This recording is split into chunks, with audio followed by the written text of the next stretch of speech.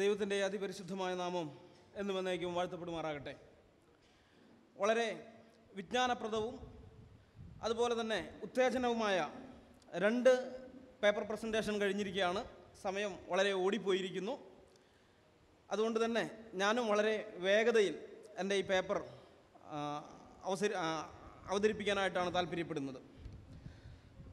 കേരളത്തിലെ നാസ്തിക മതസ്ഥരുടെ നാവായിരിക്കുന്ന Shri assistant professor C Ravichandran എഴുതിയ നാസ്തികനായ ദൈവം എന്ന ഗ്രന്ഥത്തിലൂടെ അദ്ദേഹം നടത്തിയ ക്രൈസ്തവ വിരുദ്ധമായ ക്രൈസ്തവ വിശ്വാസങ്ങൾക്കെതിരായ അസത്യവും അബദ്ധജഡിലവും അർദ്ധസത്യവും അശാസ്ത്രീയവും ചരിത്രവിരുദ്ധവുമായ വാദങ്ങൾക്കെല്ലാം മറുപടി കൊടുക്കുക എന്നുള്ള ഒരു ഉദ്ദേശത്തോടു കൂടെയാണ് ഈ പ്രോഗ്രാം സംഘടിപ്പിച്ചിരിക്കുന്നത്. ഞങ്ങളിതിൻ്റെ 1ാമത്തെ ഭാഗം തിരുവനന്തപുരം ഹസൻ മരക്കാർ ഹാളിൽ വെച്ച് കൊടുത്തതാണ്. 2ാം ഭാഗമാണിത്.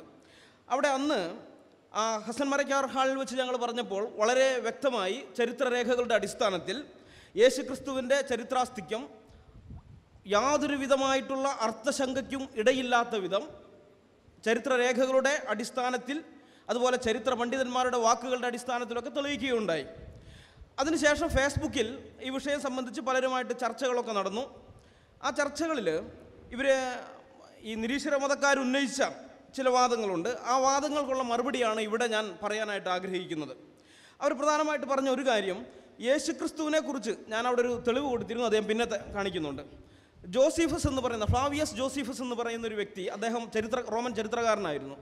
യഹൂദ ചരിത്രകാരനാണ്, എന്നാൽ റോമിൻ്റെയൊക്കെ ചരിത്രം എഴുതിയിട്ടുണ്ട്. അപ്പോൾ അദ്ദേഹം യേശുക്രിസ്തുവിനെ കുറിച്ച് ആൻറ്റിക്വിറ്റീസ് ഓഫ് ജൂസ് അഥവാ യഹൂദ പൗരാണികത്വം അല്ലെങ്കിൽ യഹൂദ പഴമ എന്ന ഗ്രന്ഥത്തിൽ യേശുക്രിസ്തുവിനെ കുറിച്ച് എഴുതിയിരിക്കുന്ന വിവരണങ്ങൾ അത് പിൽക്കാലത്ത് ക്രൈസ്തവർ തിരികെ കയറ്റിയതാണ്, ക്രിസ്ത്യാനികൾ അത് തിരുത്തൽ വരുത്തിയതാണ്. അങ്ങനെ ഒരു വാദം അവരുന്നയിക്കുകയുണ്ടായി. അപ്പോൾ ഈ വാദം, ഇത് ക്രിസ്ത്യാനികൾ തിരുത്തി എന്നുള്ള വാദം വാസ്തവത്തിൽ അവരുടെ സ്വന്തമല്ല. ഇത് ജോസഫ് ഇടമറുക് അദ്ദേഹത്തിൻ്റെ ക്രിസ്തുവും കൃഷ്ണനും ജീവിച്ചിരുന്നില്ല എന്ന പുസ്തകത്തിൽ ഉൾപ്പെടുത്തിയിട്ടുള്ളതാണ്. ആ വാദം അങ്ങനെ തന്നെ കോപ്പി ചെയ്തിട്ടാണ് എന്നോട് ഇങ്ങനെ ചോദിച്ചത്. അപ്പോൾ ഈ ക്രിസ്തുവും കൃഷ്ണനും ജീവിച്ചിരുന്നില്ല എന്ന ഇടമറുകിൻ്റെ ആ ക്ഷുദ്രകൃതിയിൽ അദ്ദേഹം പറയുന്നത് ഇത് ക്രിസ്ത്യാനികൾ തിരുത്തി എന്നുള്ളതാണല്ലോ.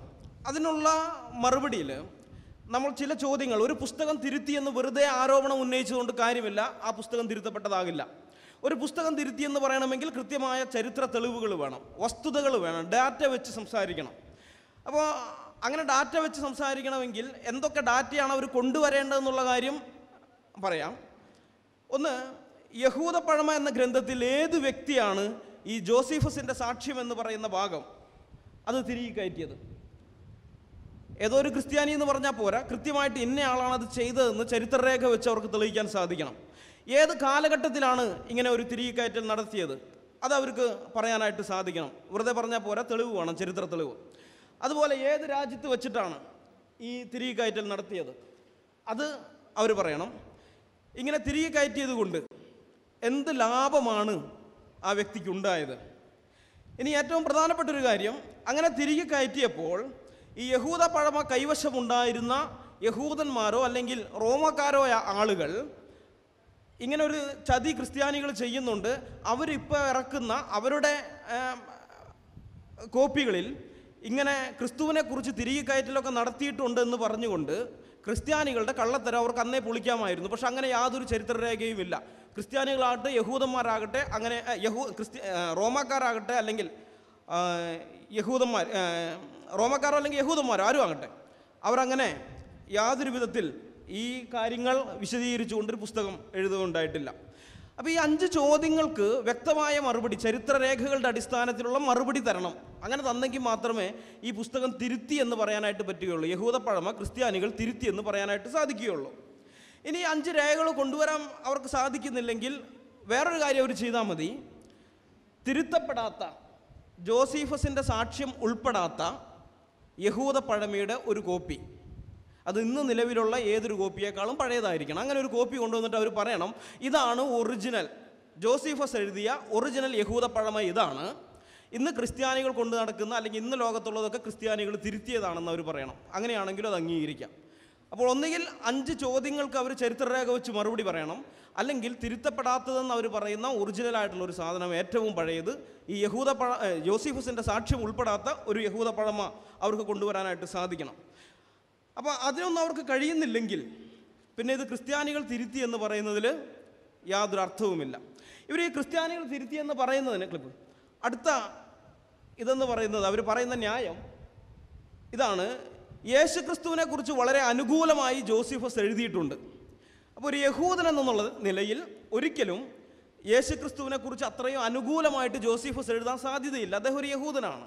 ക്രിസ്ത്യാനികൾക്ക് അനുകൂലമായിട്ട് യേശുക്രിസ്തുവിനെ കുറിച്ച് ഇത്രയും കാര്യങ്ങൾ എഴുതാൻ ഒരു സാധ്യതയുമില്ല. അതുകൊണ്ട് ഇത് ക്രിസ്ത്യാനികൾ തിരികെ കയറ്റിയതാണ്, യേശുക്രിസ്തുവിനെ കുറിച്ചുള്ള ഭാഗം ക്രിസ്ത്യാനികൾ തിരികെ കയറ്റിയതാണെന്ന് നമുക്ക് ഊഹിക്കാമെന്നാണ് അവർ പറയുന്നത്. ഇത് ജോസീഫസ് ആരാണെന്ന് അറിയാത്തത് കൊണ്ടാണ് ഇങ്ങനെ ഒരു ആരോപണം അവരുന്നയിക്കുന്നത്. 1-ാം നൂറ്റാണ്ടിൽ ജീവിച്ചിരുന്ന ഒരു വ്യക്തിയാണ് ജോസീഫസ്. അദ്ദേഹം യഹൂദ മതത്തിലൊരു പ്രധാന യാഥാസ്ഥിതിക യഹൂദനായിരുന്നു, ഒരു പുരോഹിതൻ്റെ മകനായിരുന്നു. ആദ്യത്തെ പേര് ജോസഫ് ബൻ മത്തിയാസ് എന്നായിരുന്നു. മത്തിയാസ് എന്ന് പറയുന്ന ഒരു പുരോഹിതൻ്റെ മകനായിരുന്നു. അദ്ദേഹം AD 37-38 ആ കാലഘട്ടത്തിലാണ് ജനിച്ചത്. എന്നാൽ പിന്നീട് ഇദ്ദേഹം ഈ റോമാക്കാർക്കെതിരായിട്ടുള്ള പല ലഹളകളിൽ പങ്കെടുത്തു. അങ്ങനെ ഒരു ലഹളയുടെ സമയത്ത് അത് വെസ്പേഷ്യൻ വന്ന് ആ ലഹളയൊക്കെ അടിച്ചമർത്തി കഴിഞ്ഞിട്ട്, വെസ്പേഷ്യൻ അന്ന് റോമൻ സൈന്യാധിപനാണ്, അദ്ദേഹം വന്ന് ഈ ലഹളയൊക്കെ അടിച്ചമർത്തി കഴിഞ്ഞപ്പോൾ ഈ ജോസീഫസൊക്കെ അടിമയായി പിടിക്കപ്പെട്ടു. അങ്ങനെ ഈ അടിമകളായിരിക്കുന്ന ആളുകളെയൊക്കെ ജോസീഫസിനെ അടക്കം കൊണ്ടുപോവുകയാണ്. റോമിലേക്ക് കൊണ്ടുപോകുമ്പോൾ ജോസീഫസ് ഒരു പ്രവചനം നടത്തി, അടുത്ത റോമൻ ചക്രവർത്തി വെസ്പേഷ്യൻ ആയിരിക്കുമെന്ന് പറഞ്ഞ്.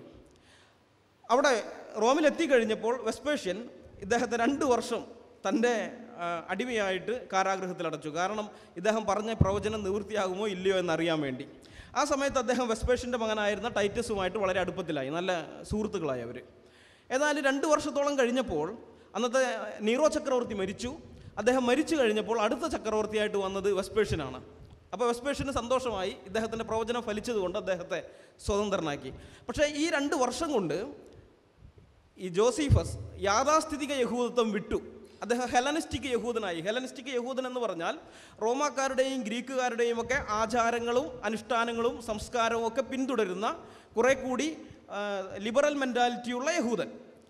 അത് മറ്റ് സാധാരണ യാഥാസ്ഥിക യഹൂദന്മാർക്ക് അവരെ ഇഷ്ടമല്ല. അവരിവരെ മതപരിത്യാഗികളായിട്ടാണ് കാണുന്നത്. ഏതായാലും പിന്നീട് AD 70 നമുക്കറിയാം യെരുശലേം നശിക്കുന്നത്. ആ AD 70 യെരുശലേം നാശത്തിന് കാരണമായി തീർന്ന ഒരു ആക്രമണം, റോമൻ ആക്രമണം ഉണ്ടായിരുന്നു. ആ ആക്രമണത്തിൻ്റെ നേതാവെന്ന് പറയുന്നത് ടൈറ്റസ് ആണ്. വെസ്പേഷ്യൻ്റെ മകൻ ടൈറ്റസ് ആയിരുന്നു. ആ ടൈറ്റസ് യെരുശലേമിനെ ആക്രമിക്കാൻ വേണ്ടി വരുമ്പോൾ ആ സൈന്യത്തിൽ ജോസീഫസും ഉൾപ്പെട്ടിരുന്നു. ജോസീഫസ് യഹൂദന്മാരോടുള്ള സ്നേഹം കാരണം മധ്യസ്ഥനായി നിന്നുകൊണ്ട് ആ സമയത്ത് യഹൂദന്മാരെല്ലാം അവരുടെ കോട്ടയ്ക്കകത്ത് കയറി, യെരുശലേം ദൈവാലയത്തിൻ്റെ അകത്ത് കയറി അവർ വാതിലടച്ച് ഒളിച്ചിരിക്കുകയാണ്. ഒളിച്ചിരിക്കുകയെന്ന് പറയാൻ പറ്റില്ല, അവർ വാതിലടച്ചിരുന്നു. ഇവർ പുറത്ത്, ടൈറ്റസ് പുറത്ത് ഉപരോധം ഏർപ്പെടുത്തി. മാസങ്ങളോളം ആ ഉപരോധം നീണ്ടു. അതിൻ്റെ അനന്തരഫലമായി അവർ പട്ടിണി കിടന്നു. സ്വന്തം മക്കളെ വരെ അവർ പുഴുങ്ങി തിന്നേണ്ടി വന്നു. ആ സ്ഥിതിയിലൊക്കെ യഹൂദന്മാരെത്തി. അപ്പോൾ ഇതൊക്കെ അറിഞ്ഞു കഴിഞ്ഞപ്പോൾ ഈ ജോസീഫസ് ഇടനിലക്കാരനായി നിന്നുകൊണ്ട് പ്രശ്നം പരിഹരിക്കാൻ ശ്രമിക്കുന്നുണ്ട്. പക്ഷേ യാഥാസ്ഥിതിക യഹൂദന്മാർ സമ്മതിച്ചില്ല. ഇവൻ്റെ മധ്യസ്ഥത ഞങ്ങൾക്ക് വേണ്ടാന്ന് പറഞ്ഞു. കാരണം അവർ ഇദ്ദേഹത്തെ പരിഗണിക്കുന്നത് മതപരിത്യാഗിയായിട്ടാണ്. ജോസീഫസിനെ അവർ കണ്ടത് മതപരിത്യാഗിയായിട്ടാണ്. അപ്പോൾ മതപരിത്യാഗിയായ ഒരുത്തൻ്റെ മധ്യസ്ഥതയിലൂടെ ജീവൻ രക്ഷിക്കുന്നതിനേക്കാൾ നല്ലത് ഞങ്ങൾ മരിക്കുന്നതാണെന്ന് പറഞ്ഞ് അവർ ഇദ്ദേഹത്തിൻ്റെ മധ്യസ്ഥത സ്വീകരിച്ചില്ല. അതിനുശേഷം അദ്ദേഹം തിരിച്ച് റോമിലെത്തി. ഈ യെരുശലേം നാശമൊക്കെ കഴിഞ്ഞ് തിരിച്ച് റോമിലെത്തിക്കഴിഞ്ഞപ്പോൾ അദ്ദേഹം ചില പുസ്തകങ്ങൾ എഴുതി. അങ്ങനെ എഴുതിയ ഒരു പുസ്തകമാണ് ആൻറ്റിക്വിറ്റീസ് ഓഫ് ജൂസ് അഥവാ യഹൂദ പഴമ. അദ്ദേഹത്തിൻ്റെ പുസ്തകങ്ങളിൽ 3 ഇടത്ത് യേശുക്രിസ്തുവിനെ കുറിച്ച് പരാമർശിക്കുന്നുണ്ട്. അതിൽ വളരെ പ്രധാനപ്പെട്ട ഒരു ഭാഗമാണ്, അതാണ് അടുത്തത്. അതിങ്ങനെയാണ്, ഫ്ലാവിയൻ സാക്ഷ്യം എന്ന പേരിലാണ് അറിയപ്പെടുന്നത്. അതിങ്ങനെയാണ്: ഏതാണ്ട് ഈ കാലത്ത് യേശു എന്നു പേരുള്ള ജ്ഞാനിയായ ഒരു മനുഷ്യൻ, അദ്ദേഹത്തെ മനുഷ്യനെന്ന് വിളിക്കാമെങ്കിൽ, ജീവിച്ചിരുന്നു. അവൻ യഥാർത്ഥത്തിൽ അത്ഭുതകൃത്യങ്ങൾ ചെയ്തിരുന്നു. സത്യം സന്മനസ്സോടെ സ്വീകരിക്കുന്നവരുടെ ഗുരുവായിരുന്നു. നിരവധി യഹൂദരെയും ഗ്രീക്കുകാരെയും അവൻ തൻ്റെ പക്കലേക്ക് ആകർഷിച്ചു. അവനായിരുന്നു മിശിഹ. ഞങ്ങളുടെ പ്രമാണികൾ അവനിൽ കുറ്റം ആരോപിച്ചതിനാൽ പൊന്തിയാസ് പിലാത്തോസ് അവനെ ക്രൂശിക്കാൻ വിധിച്ചു. എങ്കിലും ആദ്യം മുതൽ അവനെ സ്നേഹിച്ചിരുന്നവർ പിന്മാറിയില്ല. മരിച്ചിട്ട് 3-ാം ദിവസം അവൻ യഥാർത്ഥത്തിൽ വീണ്ടും ജീവനോടെ അവർക്ക് പ്രത്യക്ഷപ്പെട്ടു. ഇതും മറ്റു നിരവധി അത്ഭുത കാര്യങ്ങളും അവൻ ചെയ്തു. പ്രവാചകന്മാർ ഇവനെപ്പറ്റി പ്രവചിച്ചിട്ടുണ്ടായിരുന്നു. അവൻ്റെ നാമത്തിൽ ക്രിസ്ത്യാനികൾ എന്നറിയപ്പെടുന്ന ആ സമൂഹം ഇപ്പോഴും നശിച്ചിട്ടില്ല. അപ്പം ഇതാണ് എഴുതിയിരിക്കുന്നത്. ഇത് യേശുക്രിസ്തുവിനെ കുറിച്ച് ബൈബിളിൽ പറഞ്ഞിരിക്കുന്ന ചരിത്ര വസ്തുതകളുമായിട്ടെല്ലാം വളരെയധികം പൊരുത്തപ്പെടുന്ന ഒരു വിവരണമാണ്. ഈ വിവരണമാണ് വിശ്വസിക്കാൻ കൊള്ളുകയില്ല, ഇത് ക്രിസ്ത്യാനികൾ തിരികെ കയറ്റിയതാണെന്ന് അടിസ്ഥാനരഹിതമായ വിധത്തിൽ ഇവർ ആരോപണം ഉന്നയിക്കുന്നത്. എന്നാൽ നാം ജോസീഫസിൻ്റെ ജീവചരിത്രം പരിശോധിച്ചാൽ നമുക്ക് യുക്തിസഹമായിട്ട് ചിന്തിച്ചാൽ മനസ്സിലാകും, ജോസീഫസ് യേശുവിനെ കുറിച്ച് വളരെ അനുകൂലമായൊരു മനോഭാവത്തോടു കൂടെ ഇത്ര വിശദമായിട്ട് എഴുതുന്നത് അതിൽ യാതൊരു അസ്വാഭാവികതയുമില്ല. കാരണം യേശുവും ഒരു യഹൂദനെ സംബന്ധിച്ചിടത്തോളം മതപരിത്യാഗിയാണ്. അവൻ മതപരിത്യാഗി, അതുകൊണ്ടാണ് അവനെ ക്രൂശിക്കാൻ കൊണ്ടുപോയത്. അവൻ ദൈവവിശ്വാസത്തിനെതിരായിട്ട് സ്വയം ദൈവമെന്ന് പറഞ്ഞു എന്ന് പറഞ്ഞിട്ടാണല്ലോ കൊണ്ടുപോയത്. അപ്പം ജോസീഫസും ഒരു മതപരിത്യാഗിയാണ്. ജോസീഫസിനെ യഹൂദന്മാർ ശത്രുപക്ഷത്താണ് നിർത്തിയിരിക്കുന്നത്, യേശു ക്രിസ്തുവിനെ ശത്രുപക്ഷത്താണ് നിർത്തിയിരിക്കുന്നത്. സ്വാഭാവികമായിട്ടും ജോസീഫസ് എന്ത് ചെയ്യും? ജോസീഫസിൻ്റെ അനുകൂല മനോഭാവം യേശു ക്രിസ്തുവിനോട് ഉണ്ടാകും. എന്നെപ്പോലെ തന്നെ യഹൂദന്മാർ പുറന്തള്ളിക്കളഞ്ഞൊരു മനുഷ്യൻ, അദ്ദേഹത്തെക്കുറിച്ച് എഴുതണമെന്ന് സ്വാഭാവികമായിട്ട് ചിന്തിക്കും. യുക്തിസഹമായിട്ട് ചിന്തിച്ചാൽ മതി. യുക്തി എന്ന് പറയുന്നത് ഈ നിരീശ്വര മതക്കാരുടെ 7 അയലത്ത് കൂടി പോയിട്ടില്ല. അതാണ് ഏറ്റവും വലിയ പ്രശ്നം. ഏതായാലും ഇനി വാദത്തിന് വേണ്ടി നമ്മളങ്ങ് സമ്മതിച്ചു കൊടുക്കാമെന്ന് വയ്ക്കുക.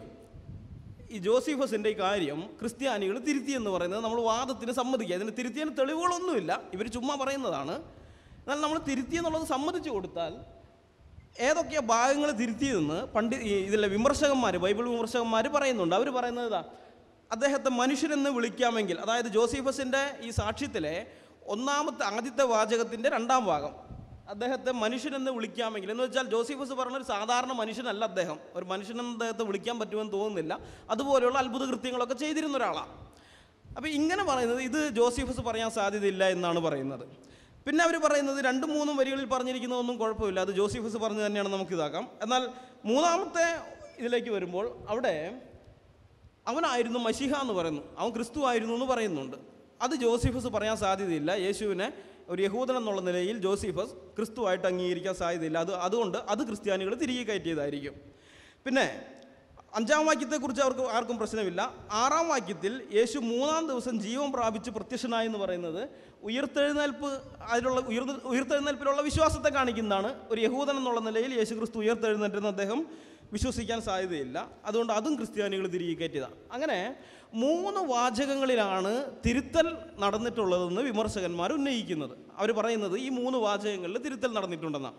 അപ്പം നമ്മൾ ആ 3 വാചകങ്ങൾ അങ്ങ് മാറ്റിക്കളഞ്ഞാൽ, ഈ തിരുത്തൽ വരുത്തിയെന്ന് പറയുന്ന 3 വാചകം അങ്ങ് എടുത്തു മാറ്റിയാൽ എങ്ങനെ ഇരിക്കും നോക്കാം. ആ വാക്യം ഇങ്ങനെ വരും: ഏതാണ്ട് ഈ കാലത്ത് യേശു എന്നു പേരുള്ള ജ്ഞാനിയായ ഒരു മനുഷ്യൻ ജീവിച്ചിരുന്നു.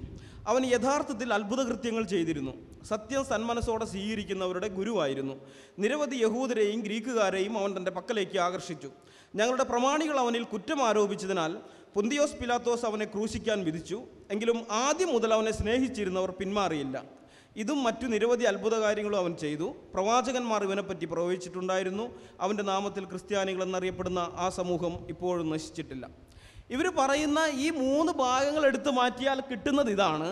ഇതും യേശുക്രിസ്തുവിനെ കുറിച്ച് വളരെ വ്യക്തമായി ബൈബിളിൽ പറഞ്ഞിരിക്കുന്ന ചരിത്രരേഖയോടൊക്കുന്നതാണ്. എന്ന് വെച്ചാൽ വാദത്തിന് വേണ്ടി നമ്മൾ സമ്മതിച്ച ആ 3 വാക്യങ്ങൾ, തിരുത്തിയെന്ന് പറയുന്ന 3 വാക്യങ്ങൾ നമ്മൾ എടുത്തു കളഞ്ഞാലും ജോസീഫസിൻ്റെ വിവരണങ്ങളിൽ നിന്ന് വളരെ വ്യക്തമായിട്ട് മനസ്സിലാകുന്ന കാര്യം, യേശു ക്രിസ്തു എന്ന് പറയുന്ന ഒരു മനുഷ്യൻ ജോസീഫസിൻ്റെ കാലത്ത് ജീവിച്ചിരുന്നുവെന്നും അദ്ദേഹം അത്ഭുത കൃത്യങ്ങൾ ചെയ്തിരുന്നെന്നും റോമാക്കാരെയും യഹൂദന്മാരെയും അദ്ദേഹം ശിഷ്യന്മാരായി സ്വീകരിച്ചിരുന്നെന്നും അദ്ദേഹം ധാരാളം കൃത്യങ്ങളൊക്കെ ചെയ്ത് അവിടെ പ്രശസ്തനായ ഒരു വ്യക്തിയാണെന്നാണ്. അപ്പോൾ യേശു ക്രിസ്തു ചരിത്രപുരുഷനാണെന്നുള്ളതിന് ജോസീഫസിൻ്റെ ഈ സാക്ഷ്യം ഇത് വളരെ ശക്തമായിട്ടുള്ള തെളിവുകളാണ്. ഇതിനെയൊക്കെ നിഷേധിച്ചുകൊണ്ടാണ് ഈ നിരീശ്വര മതക്കാർ പറയുന്നത് യേശു ക്രിസ്തു ജീവിച്ചിരുന്നില്ല എന്ന്. ഏതായാലും ചരിത്രം വിഴുങ്ങികളായ ആൾക്കാർക്ക് മാത്രമേ ഇങ്ങനെയൊക്കെയുള്ള വികലവാദങ്ങൾ ഉന്നയിക്കാൻ പറ്റുകയുള്ളൂ. അത് പറഞ്ഞ് ഞാൻ ആ ഭാഗം വിടുകയാണ്. നമുക്ക് സമയമില്ലാത്തതുകൊണ്ട് വേഗത്തിൽ പോകണമല്ലോ. പിന്നെ ഇവർ ചോദിക്കുന്ന വേറൊരു ചോദ്യം, ബ്രദർ അടുത്ത ക്ലിപ്പ്: യേശുക്രിസ്തുവിൻ്റെ 4 ശിഷ്യന്മാരല്ലാതെ സമകാലീനരായ റോമൻ ചരിത്രകാരന്മാരാരും യേശുക്രിസ്തുവിൻ്റെ ജീവചരിത്രം എന്തുകൊണ്ട് എഴുതി വച്ചില്ല? ഇവർ ചോദിക്കുകയാണ്. യേശുക്രിസ്തുവിൻ്റെ 4 ശിഷ്യന്മാർ മാത്രമേ യേശുക്രിസ്തുവിൻ്റെ ജീവചരിത്രം എഴുതിയിട്ടുള്ളൂ. വേറെ ആരും, സമകാലീനരായ ആരും യേശുക്രിസ്തുവിൻ്റെ, റോമൻ ചരിത്രകാരന്മാരാരും യേശുക്രിസ്തുവിൻ്റെ ജീവചരിത്രം എഴുതി വച്ചില്ല. ഇത് ഇവർ വെറുതെ പറയുന്നതല്ല, ഇതും ക്രിസ്തുവും കൃഷ്ണനും ജീവിച്ചിരുന്നില്ല എന്ന ഇടമറിയിൻ്റെ പുസ്തകത്തിലുള്ളതാണ്. 72-ാമത്തെ പേജിൽ അദ്ദേഹം പറയുകയാണ്, ഗ്രീസിലെ അലക്സാണ്ടർ ചക്രവർത്തി Persia, Palestine, Egypt, Afghanistan, India തുടങ്ങിയ രാജ്യങ്ങൾ കീഴടക്കുന്നത് ക്രിസ്തു ജീവിച്ചിരുന്നു എന്ന് പറയുന്ന കാലത്തിന് 300-ൽ പരം വർഷങ്ങൾക്ക് മുമ്പാണ്. അതിനു മുമ്പ് ജീവിച്ചിരുന്ന സോക്രട്ടീസ്, പ്ലേറ്റോ, അരിസ്റ്റോട്ടിൽ തുടങ്ങിയവരെ പറ്റിയുള്ള രേഖകളും നമുക്കുണ്ട്.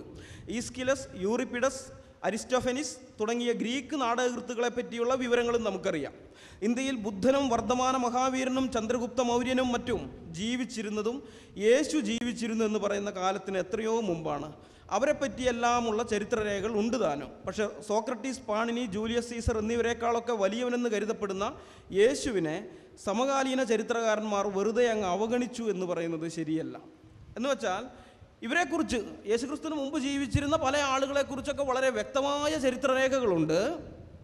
പക്ഷേ യേശുക്രിസ്തുവിനെ കുറിച്ച് മാത്രം സമകാലീനമായ യാതൊരു ചരിത്രരേഖയുമില്ല. ഇതാണ് വാദിക്കുന്നത്. ഈ വാദം കേട്ടാൽ നമുക്ക് തോന്നിപ്പോവും ഇവരുടെയൊക്കെ ഈ പറഞ്ഞ ഈ ആളുകൾ, സോക്രട്ടീസും പ്ലേറ്റോവും അരിസ്റ്റോട്ടിലും അലക്സാണ്ടറും, ഇവരുടെയൊക്കെ ജീവചരിത്രം എന്ന് പറഞ്ഞാൽ അതത് കാലഘട്ടത്തിൽ തന്നെ എഴുതിയെന്നാണ് ഇവരുടെ വാദം കേട്ടാൽ തോന്നിപ്പോവുക. അവരുടെയൊക്കെ ജീവചരിത്രം ആ കാലഘട്ടത്തിൽ തന്നെ എഴുതിയെന്ന്. നുണയാണ്. നമ്മുടെ കർത്താവായ യേശു ക്രിസ്തുവിൻ്റെ ജീവചരിത്രം മാത്രമേ ആ തലമുറയിൽ എഴുതപ്പെട്ടിട്ടുള്ളൂ. ബാക്കി ലോകത്ത് ഇതുവരെ ജീവിച്ചിട്ടുള്ള യാതൊരു ചരിത്ര പുരുഷൻ്റെയും, യാതൊരു ചരിത്ര പുരുഷൻ എന്ന് പറയുമ്പോൾ ഏകദേശം ഒരു 1000 വർഷം പുറകോട്ടുള്ള ഒരു ചരിത്ര പുരുഷൻ്റെയും ജീവചരിത്രം അയാൾ ജീവിച്ചിരിക്കുന്ന സമയത്തോ അല്ലെങ്കിൽ അയാൾ മരിച്ച് അടുത്ത തലമുറയിൽ അല്ലെങ്കിൽ ആ തലമുറയുടെ ബാക്കി ഭാഗങ്ങളിലായിട്ട് രേഖപ്പെടുത്തിയിട്ടില്ല. ഇപ്പോൾ അലക്സാണ്ടർ, അദ്ദേഹം പറഞ്ഞു ഗ്രീസിലെ അലക്സാണ്ടർ അവിടെയൊക്കെ യേശു ക്രിസ്തുവിനേക്കാളും 100-300 കൊല്ലം മുമ്പ് ജീവിച്ചിരുന്നു, അദ്ദേഹത്തിൻ്റെ ചരിത്രരേഖകളൊക്കെ ലഭ്യമാണെന്ന്. എപ്പോഴാണ്? അലക്സാണ്ടർ ചക്രവർത്തിയുടെ ഏറ്റവും പ്രസിദ്ധമായ 2 ജീവചരിത്രങ്ങൾ, ആദ്യത്തേതെന്ന് പറയാവുന്ന 2 ജീവചരിത്രങ്ങൾ എഴുതുന്നത് ഒന്ന് ആര്യനാണ്, ഒന്ന് പ്ലൂട്ടാർക്കാണ്. ഇവർ രണ്ടുപേരും ഇത് എഴുതുന്നത് അലക്സാണ്ടർ ചക്രവർത്തി മരിച്ച് 400 കൊല്ലം കഴിഞ്ഞിട്ടാണ്. അലക്സാണ്ടർ മരിച്ച് 400 വർഷം കഴിഞ്ഞ് കേട്ടുകേൾവിയുടെ അടിസ്ഥാനത്തിലാണ് ഏരിയൻ ഒരു ജീവചരിത്രം എഴുതിയത്. അതുപോലെ തന്നെ പ്ലൂട്ടാർക്കും എഴുതി. അപ്പോൾ സമകാലീനമായ ചരിത്രമൊന്നും അലക്സാണ്ടറിനില്ല. ഇനി ബുദ്ധൻ്റെ ജീവചരിത്രം, നേരത്തെ ബ്രദർ ജെറി തോമസ് പറഞ്ഞതാണ്, ബുദ്ധൻ്റെ ജീവചരിത്രം, ഏറ്റവും ആദ്യത്തെ ജീവചരിത്രം എന്ന് പറയുന്നത് ബുദ്ധചരിതയാണ്. ബുദ്ധൻ മരിച്ചു കഴിഞ്ഞ് 700 കൊല്ലം കഴിഞ്ഞിട്ടാണ്, ശ്രദ്ധിക്കണം, 700 വർഷം കഴിഞ്ഞിട്ടാണ് അശ്വഘോഷൻ എന്ന് പറയുന്ന ഒരു ബുദ്ധമത സന്യാസി കേട്ടുകേൾവിയുടെ അടിസ്ഥാനത്തിൽ ബുദ്ധൻ്റെ ജീവചരിത്രം എഴുതിയത്. അത് ഇവർക്ക് ആധികാരികമാണ്. ബുദ്ധൻ മരിച്ചു കഴിഞ്ഞ് 700 വർഷം കഴിഞ്ഞ് എഴുതപ്പെട്ട ബുദ്ധചരിത അത് ഇവർക്ക് ആധികാരികമാണ്. പക്ഷേ യേശുക്രിസ്തുവിൻ്റെ കൂടെ നടന്ന ശിഷ്യന്മാർ എഴുതിയത് വിശ്വസിക്കാൻ പറ്റില്ലെന്നാണ് പറയുന്നത്. ഇനി അരിസ്റ്റോട്ടിലിൻ്റെ കാര്യം എടുത്താൽ ഇത് തന്നെ സ്ഥിതി. അരിസ്റ്റോട്ടിലിൻ്റെ ജീവചരിത്രമൊന്നും ആരും എഴുതിയിട്ടില്ല. അദ്ദേഹത്തെക്കുറിച്ച് മറ്റുള്ളവർ അവരുടെ പുസ്തകങ്ങൾ എഴുതിയതിൻ്റെ അടിസ്ഥാനത്തിൽ നമുക്ക് മനസ്സിലാക്കാൻ പറ്റുകയാണ്. ഇനി അരിസ്റ്റോട്ടിൽ എഴുതിയിട്ടുള്ള പുസ്തകങ്ങളുണ്ട്, മറ്റു പല വിഷയങ്ങളെക്കുറിച്ച് അദ്ദേഹം എഴുതിയിട്ടുണ്ട്. ആ കൃതികൾ നമ്മൾ എടുത്തു നോക്കിയാൽ തന്നെ അതിൻ്റെ അസലും പകർപ്പും തമ്മിലുള്ള കാലദൈർഘ്യം എന്ന് പറയുന്നത് 1100 AD ഇപ്പോൾ 1400, മൊത്തം 1400 വർഷത്തെ കാലദൈർഘ്യം. എന്ന് വെച്ചാൽ ഇന്ന് നിലവിലുള്ള അരിസ്റ്റോട്ടലിൻ്റെ കൃതികളുടെ ഏറ്റവും പുരാതനമായ പകർപ്പ് എന്ന് പറയുന്നത് AD 1100-ലുള്ളതാണ്. BC 300-ലാണ് അദ്ദേഹം ജീവിച്ചിരുന്നത്. അപ്പോൾ 1400 വർഷത്തെ ഗ്യാപ്പുണ്ട് ഇതിനിടയിൽ ഈ പകർപ്പെഴുത്തുകാർ ആരെങ്കിലും ഇതിനെ തിരുത്തിയിട്ടുണ്ടോ, എന്തെങ്കിലും മാറ്റങ്ങൾ വരുത്തിയിട്ടുണ്ടോ എന്ന് നമുക്കറിയില്ല. കാരണം കോപ്പികളുടെ എണ്ണമൊക്കെ വളരെ കുറവാണ്. ഇനി ബാക്കിയുള്ള ഓരോരുത്തരുടെ കാര്യം എടുത്താൽ ഇതാ സ്ഥിതി. ഓരോന്നും വിവരിച്ച് പറയാനുണ്ട്, സമയമില്ലാത്തതുകൊണ്ട് ഞാൻ പറയുന്നില്ല. ആരെടുത്താലും, സോക്രട്ടീസിൻ്റെ എടുത്താൽ ഇത് തന്നെയാണ്. ഈസ്കിലസിൻ്റെ കാര്യം, യൂറിപ്പിഡിസിൻ്റെ കാര്യം, അരിസ്റ്റോഫനിസിൻ്റെ കാര്യം, അതുപോലെ Augustus Caesar, Julius Caesar, Mark Antony, Cleopatra, ബുദ്ധനാകട്ടെ, വർദ്ധമാന മഹാവീരനാകട്ടെ, ആരുമാകട്ടെ, ഇവരുടെയൊക്കെ ചരിത്രരേഖകൾ നമ്മൾ അന്വേഷിച്ച് പോയാൽ 300, 400, 500, 1000 വർഷം കഴിഞ്ഞിട്ടൊക്കെ എഴുതപ്പെട്ടിരിക്കുന്നത്. അത് വിശ്വസിക്കാൻ ഇവർക്ക് യാതൊരു മടിയുമില്ല. അതെല്ലാം ഇവർ വിശ്വസിക്കുകയും അംഗീകരിക്കുകയും ചെയ്യും. പക്ഷേ യേശുക്രിസ്തുവിൻ്റെ കൂടെ നടന്ന ശിഷ്യന്മാർ എഴുതിയത് അത് വിശ്വസിക്കാൻ പറ്റില്ല. സമകാലീനമായ രേഖകളൊന്നുമില്ല എന്ന് പറയുന്നുണ്ടല്ലോ യേശുക്രിസ്തുവിനെ കുറിച്ചുള്ളത്. അവിടെ നമ്മൾ മനസ്സിലാക്കേണ്ട ഇവരുടെ ഒരു ചതിയുണ്ട്, ഒരു വഞ്ചനയുണ്ട്. അതെന്താണെന്ന് വെച്ച് കഴിഞ്ഞാൽ ഇവർ പറയുന്നത് ഈ ജോസീഫസിൻ്റെ പുസ്തകം ക്രിസ്ത്യാനികളാണ് പകർപ്പെടുത്ത് സൂക്ഷിച്ചത്. യഹൂദന്മാർ ചെയ്തില്ല, അവർക്ക് ജോസീഫസിനോട് വെറുപ്പായിരുന്നു. റോമാക്കാരും ചെയ്തില്ല. ഈ ക്രിസ്ത്യാനികളാണ് യഹൂദ പഴമ അതുപോലെയുള്ള ജോസീഫസിൻ്റെ എല്ലാ പുസ്തകങ്ങളും പകർപ്പെടുത്ത് സൂക്ഷിച്ചത്. അതുകൊണ്ട് ക്രിസ്ത്യാനികൾ അതിൽ തിരുത്തൽ വരുത്തി. അതിലുള്ള യേശുക്രിസ്തുവിനെ കുറിച്ചുള്ള വിവരണങ്ങൾ അംഗീകരിക്കാൻ പറ്റില്ല. എന്നാൽ ബാക്കിയുള്ള അന്നത്തെ കാലത്ത് 1-ാം നൂറ്റാണ്ടിലെ 2-ാം നൂറ്റാണ്ടിലെയും മറ്റ് സമകാലീനരായ എഴുത്തുകാരുടെ പുസ്തകങ്ങൾ എടുത്തിട്ട് പറയുകയാണ് ഇതിനകത്തൊന്നും യേശുക്രിസ്തുവിനെ കുറിച്ച് എഴുതിയിട്ടില്ല. അതുകൊണ്ട് ഇത് നമുക്ക് യേശുക്രിസ്തു എന്ന് പറയുന്ന ആൾ ജീവിച്ചിരുന്നു എന്ന് വിശ്വസിക്കാൻ പറ്റില്ല. കാരണം ജീവിച്ചിരുന്നെങ്കിൽ എഴുതണ്ടേ. പക്ഷേ ഇവിടെ ഒരു പ്രശ്നം എന്താണെന്ന് വെച്ച് കഴിഞ്ഞാൽ ഈ പുസ്തകങ്ങളൊക്കെ ആരാണ് കോപ്പി എടുത്ത് സൂക്ഷിച്ചതെന്ന് അറിയാമോ? നമ്മൾ ചരിത്രം പരിശോധിച്ചാൽ ജോസീഫസിൻ്റെ പുസ്തകം മാത്രമല്ല, സകല ഗ്രീക്ക്, റോമൻ, ലാറ്റിൻ ഭാഷയിൽ എഴുതപ്പെട്ടതും ഗ്രീക്ക് ഭാഷയിൽ എഴുതപ്പെട്ടതായ എല്ലാ പുസ്തകങ്ങളും പകർപ്പെടുത്ത് സൂക്ഷിച്ചത് ക്രിസ്ത്യാനികളാണ്. ക്രിസ്ത്യാനികൾ പകർപ്പെടുത്ത് സൂക്ഷിച്ച ജോസീഫസിൻ്റെ പുസ്തകത്തിൽ യേശു ക്രിസ്തുവിനെ കുറിച്ചുള്ള വിവരണം വരുമ്പോൾ പറയും ഇത് ക്രിസ്ത്യാനികൾ തിരികെ കയറ്റി. അതേ ക്രിസ്ത്യാനികൾ പകർപ്പെടുത്ത് സൂക്ഷിച്ച മറ്റു പുസ്തകങ്ങളിൽ യേശു ക്രിസ്തുവിനെ കുറിച്ചില്ലെങ്കിൽ പറയും ഇതിൽ യേശു ക്രിസ്തുവിനെ കുറിച്ചില്ല എന്ന് വെച്ചാൽ ഇവർ ഈ പറയുന്നത് ഇരട്ടത്താപ്പാണ്. ക്രിസ്ത്യാനികൾ അങ്ങനെ തിരുത്തലുകൾ വരുത്തുന്നവരായിരുന്നെങ്കിൽ അവർക്ക് മറ്റുള്ള എല്ലാ പുസ്തകങ്ങളും തിരുത്തൽ വരുത്തിക്കൂടായിരുന്നോ? ജോസീഫസിൻ്റെ പുസ്തകത്തിൽ മാത്രമല്ലല്ലോ, ബാക്കിയുള്ള പുസ്തകത്തിൽ അവർക്ക് തിരികെ കയറ്റിക്കൂടായിരുന്നു. അവർ കയറ്റിയില്ലല്ലോ. അപ്പോൾ ക്രിസ്ത്യാനികൾ അങ്ങനെയുള്ളതൊന്നും ചെയ്തിട്ടൊന്നുമില്ല. അവർ ആ പുസ്തകത്തിൽ എന്താണോ ഉള്ളത് അതങ്ങനെ തന്നെ പകർപ്പെടുകയാണ് ചെയ്തത്. അതുകൊണ്ടാണ് യേശു ക്രിസ്തുവിനെ കുറിച്ച് യാതൊരു പരാമർശങ്ങളും ഇല്ലാത്ത ധാരാളം പുസ്തകങ്ങൾ കാണുന്നത്, യേശു ക്രിസ്തുവിനെ കുറിച്ച് പരാമർശങ്ങളുള്ള പുസ്തകങ്ങളും. ഇനി വേറൊരു കാര്യം കൂടിയുണ്ട്. ഇവർ ഈ പറയുന്ന റോമൻ എഴുത്തുകാരെന്ന് പറഞ്ഞു 1-ാം നൂറ്റാണ്ടിലെയും 2-ാം നൂറ്റാണ്ടിലെയും എഴുത്തുകാരുടെ കുറേ ലിസ്റ്റ് അങ്ങ് ഇടും. എന്നിട്ട് പറയുന്നത് ഇവരാരും യേശു ക്രിസ്തുവിനെ കുറിച്ച് പറഞ്ഞിട്ടില്ല. കുറേയൊക്കെ നുണയാണ്. കാരണം അതിനകത്ത് അവർ ആ ലിസ്റ്റിലുള്ള പല ആൾക്കാർ യേശു ക്രിസ്തുവിനെ കുറിച്ച് എഴുതിയിട്ടുള്ളവരാണ്. ടാസിറ്റസ് എഴുതിയിട്ടുണ്ട്, സ്യൂട്ടോണിയസ് എഴുതിയിട്ടുണ്ട്, ലൂഷ്യൻ എന്ന് പറയുന്ന ആൾ എഴുതിയിട്ടുണ്ട്, ചെറിയ പ്ലിനി അദ്ദേഹം എഴുതിയിട്ടുണ്ട്.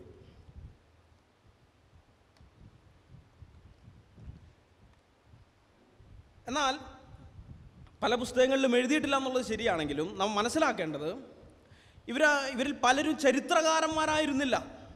എഴുത്തുകാരാണെന്നുള്ളത് ശരിയാണ്, പക്ഷേ ചരിത്രകാരന്മാരായിരുന്നില്ല. നമ്മൾ ചില ആളുകളെ നോക്കാം.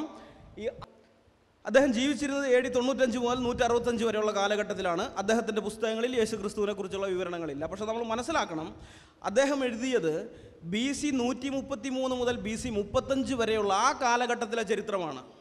യേശു ക്രിസ്തു AD-യിലാണ് ജീവിച്ചിരിക്കുന്നത്. അപ്പോൾ യേശു ക്രിസ്തുവിനും ഒരു 10-70 വർഷം മുമ്പുള്ള ചരിത്രം വരെ എഴുതിയിട്ട് അദ്ദേഹം നിർത്തി. റോമിൻ്റെ ചരിത്രം അവിടെയും വരെ എഴുതിയിട്ടുള്ളൂ, പിന്നെ അദ്ദേഹം എഴുതിയിട്ടില്ല. അപ്പോൾ അങ്ങനെയുള്ള പുസ്തകത്തിൽ യേശു ക്രിസ്തുവിനെ കുറിച്ച് എന്തെങ്കിലും ഉണ്ടായിരിക്കണമെന്ന് പറയുന്നത് അബദ്ധമാണ്. അത് വസ്തുതക്ക് നിരക്കുന്നതല്ല അത്. അതുപോലെ അടുത്തത് ഏരിയൻ എന്ന് പറയുന്ന ഒരു അദ്ദേഹം സമകാലീനമായ ചരിത്രം രേഖപ്പെടുത്തിയ വ്യക്തിയല്ല ഏരിയൻ. അദ്ദേഹം ഹിസ്റ്ററി ഓഫ് അലക്സാണ്ടർ, നേരത്തെ പറഞ്ഞു ഏരിയനും പ്ലൂട്ടാർക്കുമാണ് അലക്സാണ്ടറുടെ ആദ്യത്തെ ജീവചരിത്രം എഴുതിയത്. അദ്ദേഹവും അതുപോലെ തന്നെ പഴയ കാലത്തെ എഴുതിയത്, പാർത്തിയുടെയും അതുപോലെ അലക്സാണ്ടറുടെയും ഒക്കെ ചരിത്രമാണ് എഴുതിയത്, അല്ലാതെ സമകാലീനമായ ചരിത്രം അദ്ദേഹം എഴുതിയിട്ടില്ല. ഇനി അടുത്തത് കൊളുമുല്ല എന്ന് പറയുന്ന ഒരു വ്യക്തിയാണ്. ഇദ്ദേഹം എഴുത്തുകാരനാണെങ്കിലും ചരിത്രകാരനല്ല. അദ്ദേഹം എഴുതിയത് കൃഷിയെക്കുറിച്ചാണ്. കൃഷി സംബന്ധമായ കാർഷിക വൃത്തിയെക്കുറിച്ചുള്ള കാര്യങ്ങളൊക്കെയാണ് അദ്ദേഹം എഴുതിയിരിക്കുന്നത്. ഇനി ഫ്ലോറസ് ലൂസിയസ് എന്ന് പറയുന്ന വ്യക്തി, അദ്ദേഹം സമകാലീനമായ ചരിത്രം എഴുതിയ ആളാണെങ്കിലും പക്ഷേ എഴുതിയത് യുദ്ധചരിത്രങ്ങളായിരുന്നു. അദ്ദേഹം എഴുതിയ യുദ്ധചരിത്രമാണ്, അല്ലാണ്ട് ഈ പലസ്തീൻ്റെ ചരിത്രമൊന്നുമല്ല, യുദ്ധചരിത്രമാണ്. അപ്പോൾ സ്വാഭാവികമായിട്ടും വാൾ ഉറയിലിടുക, വാളെടുക്കുന്നവരെല്ലാം വാളാൽ നശിച്ചു പോകുമെന്ന് പറഞ്ഞൊരു വ്യക്തിയെക്കുറിച്ച് അദ്ദേഹം എഴുതാൻ യാതൊരു നിർവാഹവുമില്ല. കാരണം അദ്ദേഹത്തിനെ സംബന്ധിച്ചിടത്തോളം വാളെടുക്കുന്നവരുടെ ചരിത്രം മാത്രമേ അദ്ദേഹം എഴുതിയിട്ടുള്ളൂ, യുദ്ധചരിത്രം എഴുതിയ ആളാണ്. ഇനി ജൂവനൽ എന്ന് പറയുന്ന അദ്ദേഹം ചരിത്രകാരനല്ല, എഴുത്തുകാരനാണ്. സാമ്പത്തിക ശാസ്ത്രജ്ഞനായിരുന്നു. അദ്ദേഹം എഴുതിയത് പണമിടപാട് സംബന്ധിച്ച കാര്യങ്ങളാണ്. അടുത്തത് പൗസാനീസ് എന്ന് പറയുന്ന ഒരു എഴുത്തുകാരൻ. അദ്ദേഹം ചരിത്രകാരനല്ല, അദ്ദേഹം ടൂറിസ്റ്റ് ഗൈഡാണ് എഴുതിയത്. ഗ്രീസിലേക്കുള്ള യാത്രാപഥങ്ങളാണ് അദ്ദേഹം എഴുതിയത്. ഇനി ക്വിൻറ്റിലിയൻ എന്ന് പറയുന്ന ഒരു എഴുത്തുകാരൻ, അദ്ദേഹം ചരിത്രകാരനല്ല, വിദ്യാഭ്യാസ വിചക്ഷണനായിരുന്നു. അതുകൊണ്ട് വിദ്യാഭ്യാസത്തെക്കുറിച്ചുള്ള കാര്യങ്ങൾ എഴുതിയത്. ഇനി വലേറിയസ് മാക്സിമസ് എന്ന് പറയുന്ന ആൾ, അദ്ദേഹം എഴുതിയത് പ്രഭാഷണ കലയെക്കുറിച്ച്, പ്രസംഗകലയെക്കുറിച്ചും അലങ്കാരശാസ്ത്രത്തെക്കുറിച്ചാണ്. അദ്ദേഹം ചരിത്രകാരനായിരുന്നില്ല. അപ്പോൾ ഇവരൊക്കെ എഴുത്തുകാരന്മാരായിരുന്നുള്ളത് ശരിയാണ്, പക്ഷേ ചരിത്രകാരന്മാരായിരുന്നില്ല. എഴുത്തുകാരന്മാരായതുകൊണ്ട് എല്ലാവരും ചരിത്രകാരന്മാരാവണമെന്നില്ല. ഇപ്പോൾ നമ്മുടെ കാലഘട്ടത്തിൽ ജീവിച്ചിരിക്കുന്ന MT വാസുദേവൻ നായർ, അദ്ദേഹം പിണറായി വിജയനെക്കുറിച്ചോ അല്ലെങ്കിൽ ഉമ്മൻചാണ്ടിയെക്കുറിച്ചോ അല്ലെങ്കിൽ മോഹൻലാലിനെ മമ്മൂട്ടിയെക്കുറിച്ചോ ഒന്നും എഴുതിയില്ല എന്നുള്ളത് കൊണ്ട് അവരാരും ജീവിച്ചിരുന്നില്ല എന്ന് പറയുന്നതിൽ അർത്ഥമുണ്ടോ? അദ്ദേഹത്തിൻ്റെ മേഖല അതല്ല, അദ്ദേഹം വേറൊരു കാര്യമാണ് എഴുതുന്നത്. അപ്പോൾ ചരിത്രകാരന്മാരായ വ്യക്തികളല്ലാത്തവരെയൊക്കെ പിടിച്ച് ലിസ്റ്റിലിട്ടിട്ട് ഇവർ പറയുകയാണ് ഇവരാരും യേശു ക്രിസ്തുവിനെ കുറിച്ച് എഴുതിയിട്ടില്ല എന്ന്. അപ്പോൾ ഇങ്ങനെയാണ് ഇവരുടെ ഈ നിരീശ്വരമതം വളർത്താൻ വേണ്ടി നിരീശ്വരമതത്തിൻ്റെ പ്രവാചകനും പ്രചാരകനുമായിരുന്ന ഇടമറുക് കള്ളം പറയുന്നത് ഇങ്ങനെയാണ്. ഇതുപോലെ കുറേ ആൾക്കാരെയൊക്കെ എടുത്തുകൊണ്ട് വന്നിട്ടാണ്. ഇനി നാം ഒന്ന് ചിന്തിച്ച് നോക്കിക്കഴിഞ്ഞാൽ ഈ സമകാലീനരായ ആളുകൾക്ക്, അന്നത്തെ ചരിത്രകാരന്മാർക്ക് അല്ലെങ്കിൽ ബൈബിളിന് പുറത്തുള്ള ആളുകൾക്ക് യേശു ക്രിസ്തുവിൻ്റെ ജീവചരിത്രം എഴുതേണ്ട യാതൊരു ആവശ്യവും അവർക്കുണ്ടായിരുന്നില്ല. അത് നമ്മൾ മനസ്സിലാക്കണം. കാരണം അവരുടെ കണ്ണിൽ ആ കാലഘട്ടത്തിൽ 1-ാം നൂറ്റാണ്ടിൽ 2-ാം നൂറ്റാണ്ടിലൊക്കെ ഉള്ള കാലഘട്ടത്തിൽ ക്രിസ്ത്യാനികളെന്ന് പറയുന്ന അവരെ സംബന്ധിച്ച് യേശു ക്രിസ്തു അവർക്ക് ആരുമല്ല. ക്രിസ്ത്യാനികളെന്ന് പറയുന്നവർ അവർ പരിഗണിക്കുന്നത് ഏറ്റവും നികൃഷ്ടരായിട്ടാണ് പരിഗണിച്ചിരുന്നത്. അടിച്ചു കഴിഞ്ഞാൽ അവർ തിരിച്ചടിക്കുകയില്ല, ചീത്ത വിളിച്ചു കഴിഞ്ഞാൽ അവർ അനുഗ്രഹിച്ചിട്ട് പോകും, കൊല്ലാൻ കൊണ്ടുപോവുകയാണെങ്കിൽ കുഞ്ഞാടിനെ പോലെ ചാവാൻ നിന്ന് കൊടുക്കുന്നവർ. അപ്പോൾ റോമാക്കാരുടെ കണ്ണിലൊക്കെ ആണത്തമില്ലാത്ത വർഗം, അങ്ങനെയാണ് അവർ പരിഗണിച്ചിരുന്നത്. ഇനി അവരുടെ നേതാവായിരിക്കുന്ന ക്രിസ്തു ആണെങ്കിലോ യേശു ആണെങ്കിലോ റോമാക്കാർ ഏറ്റവും നീചമായതായി പരിഗണിക്കുന്ന ക്രൂശ് മരണം വരിച്ച വ്യക്തി, നികൃഷ്ടമായൊരു മരണമായിട്ടാണ് അവർ കണ്ടിരുന്നത്. അപ്പോൾ അങ്ങനെയുള്ളൊരു വ്യക്തിയുടെയൊക്കെ ജീവചരിത്രം എഴുതാൻ ആരാണ് താല്പര്യപ്പെടുക? ആർക്കും അതിൽ താല്പര്യം ഉണ്ടാവില്ല. ഇനി അവരങ്ങനെ എഴുതിയെന്ന് വെച്ചോ, ബൈ ചാൻസിന് ഇപ്പോൾ എഴുതിയെന്ന് വെച്ചോ, എഴുതിയാൽ തന്നെ ഇതിന് ഇവരെന്ത് വിലയാണ് കൊടുക്കുക? ഈ നിരീശ്വര മതക്കാർ അവരുടെ ജീവചരിത്രം ആ കൃതികൾക്ക് എന്ത് വില കൊടുക്കും? കാരണം നാം ക്രോണോളജിക്കലായിട്ട് നോക്കിക്കഴിഞ്ഞാൽ ഏകദേശം ക്രിസ്തു മരിച്ച ഏകദേശം 10 വർഷം കഴിഞ്ഞിട്ടാണ് യഹൂദിയയിൽ നിന്ന് സുവിശേഷം പുറത്തേക്ക് പോകുന്നത്, ശമരിയയിലേക്ക് എത്തുന്നു. 9-10 വർഷത്തിൻ്റെയൊക്കെ ഒരു ഗ്യാപ്പുണ്ട്. അത് കഴിഞ്ഞ് പിന്നെയും കുറേ കഴിഞ്ഞിട്ടാണ് റോമിലേക്ക് എത്തുന്നത്. ആ സമയത്തൊക്കെ ക്രിസ്ത്യാനികൾ വളരെ ചുരുക്കമായിട്ടേ അവിടെ ഉള്ളൂ, അവരാരും ഇതിനെ പരിഗണിക്കുന്നില്ല.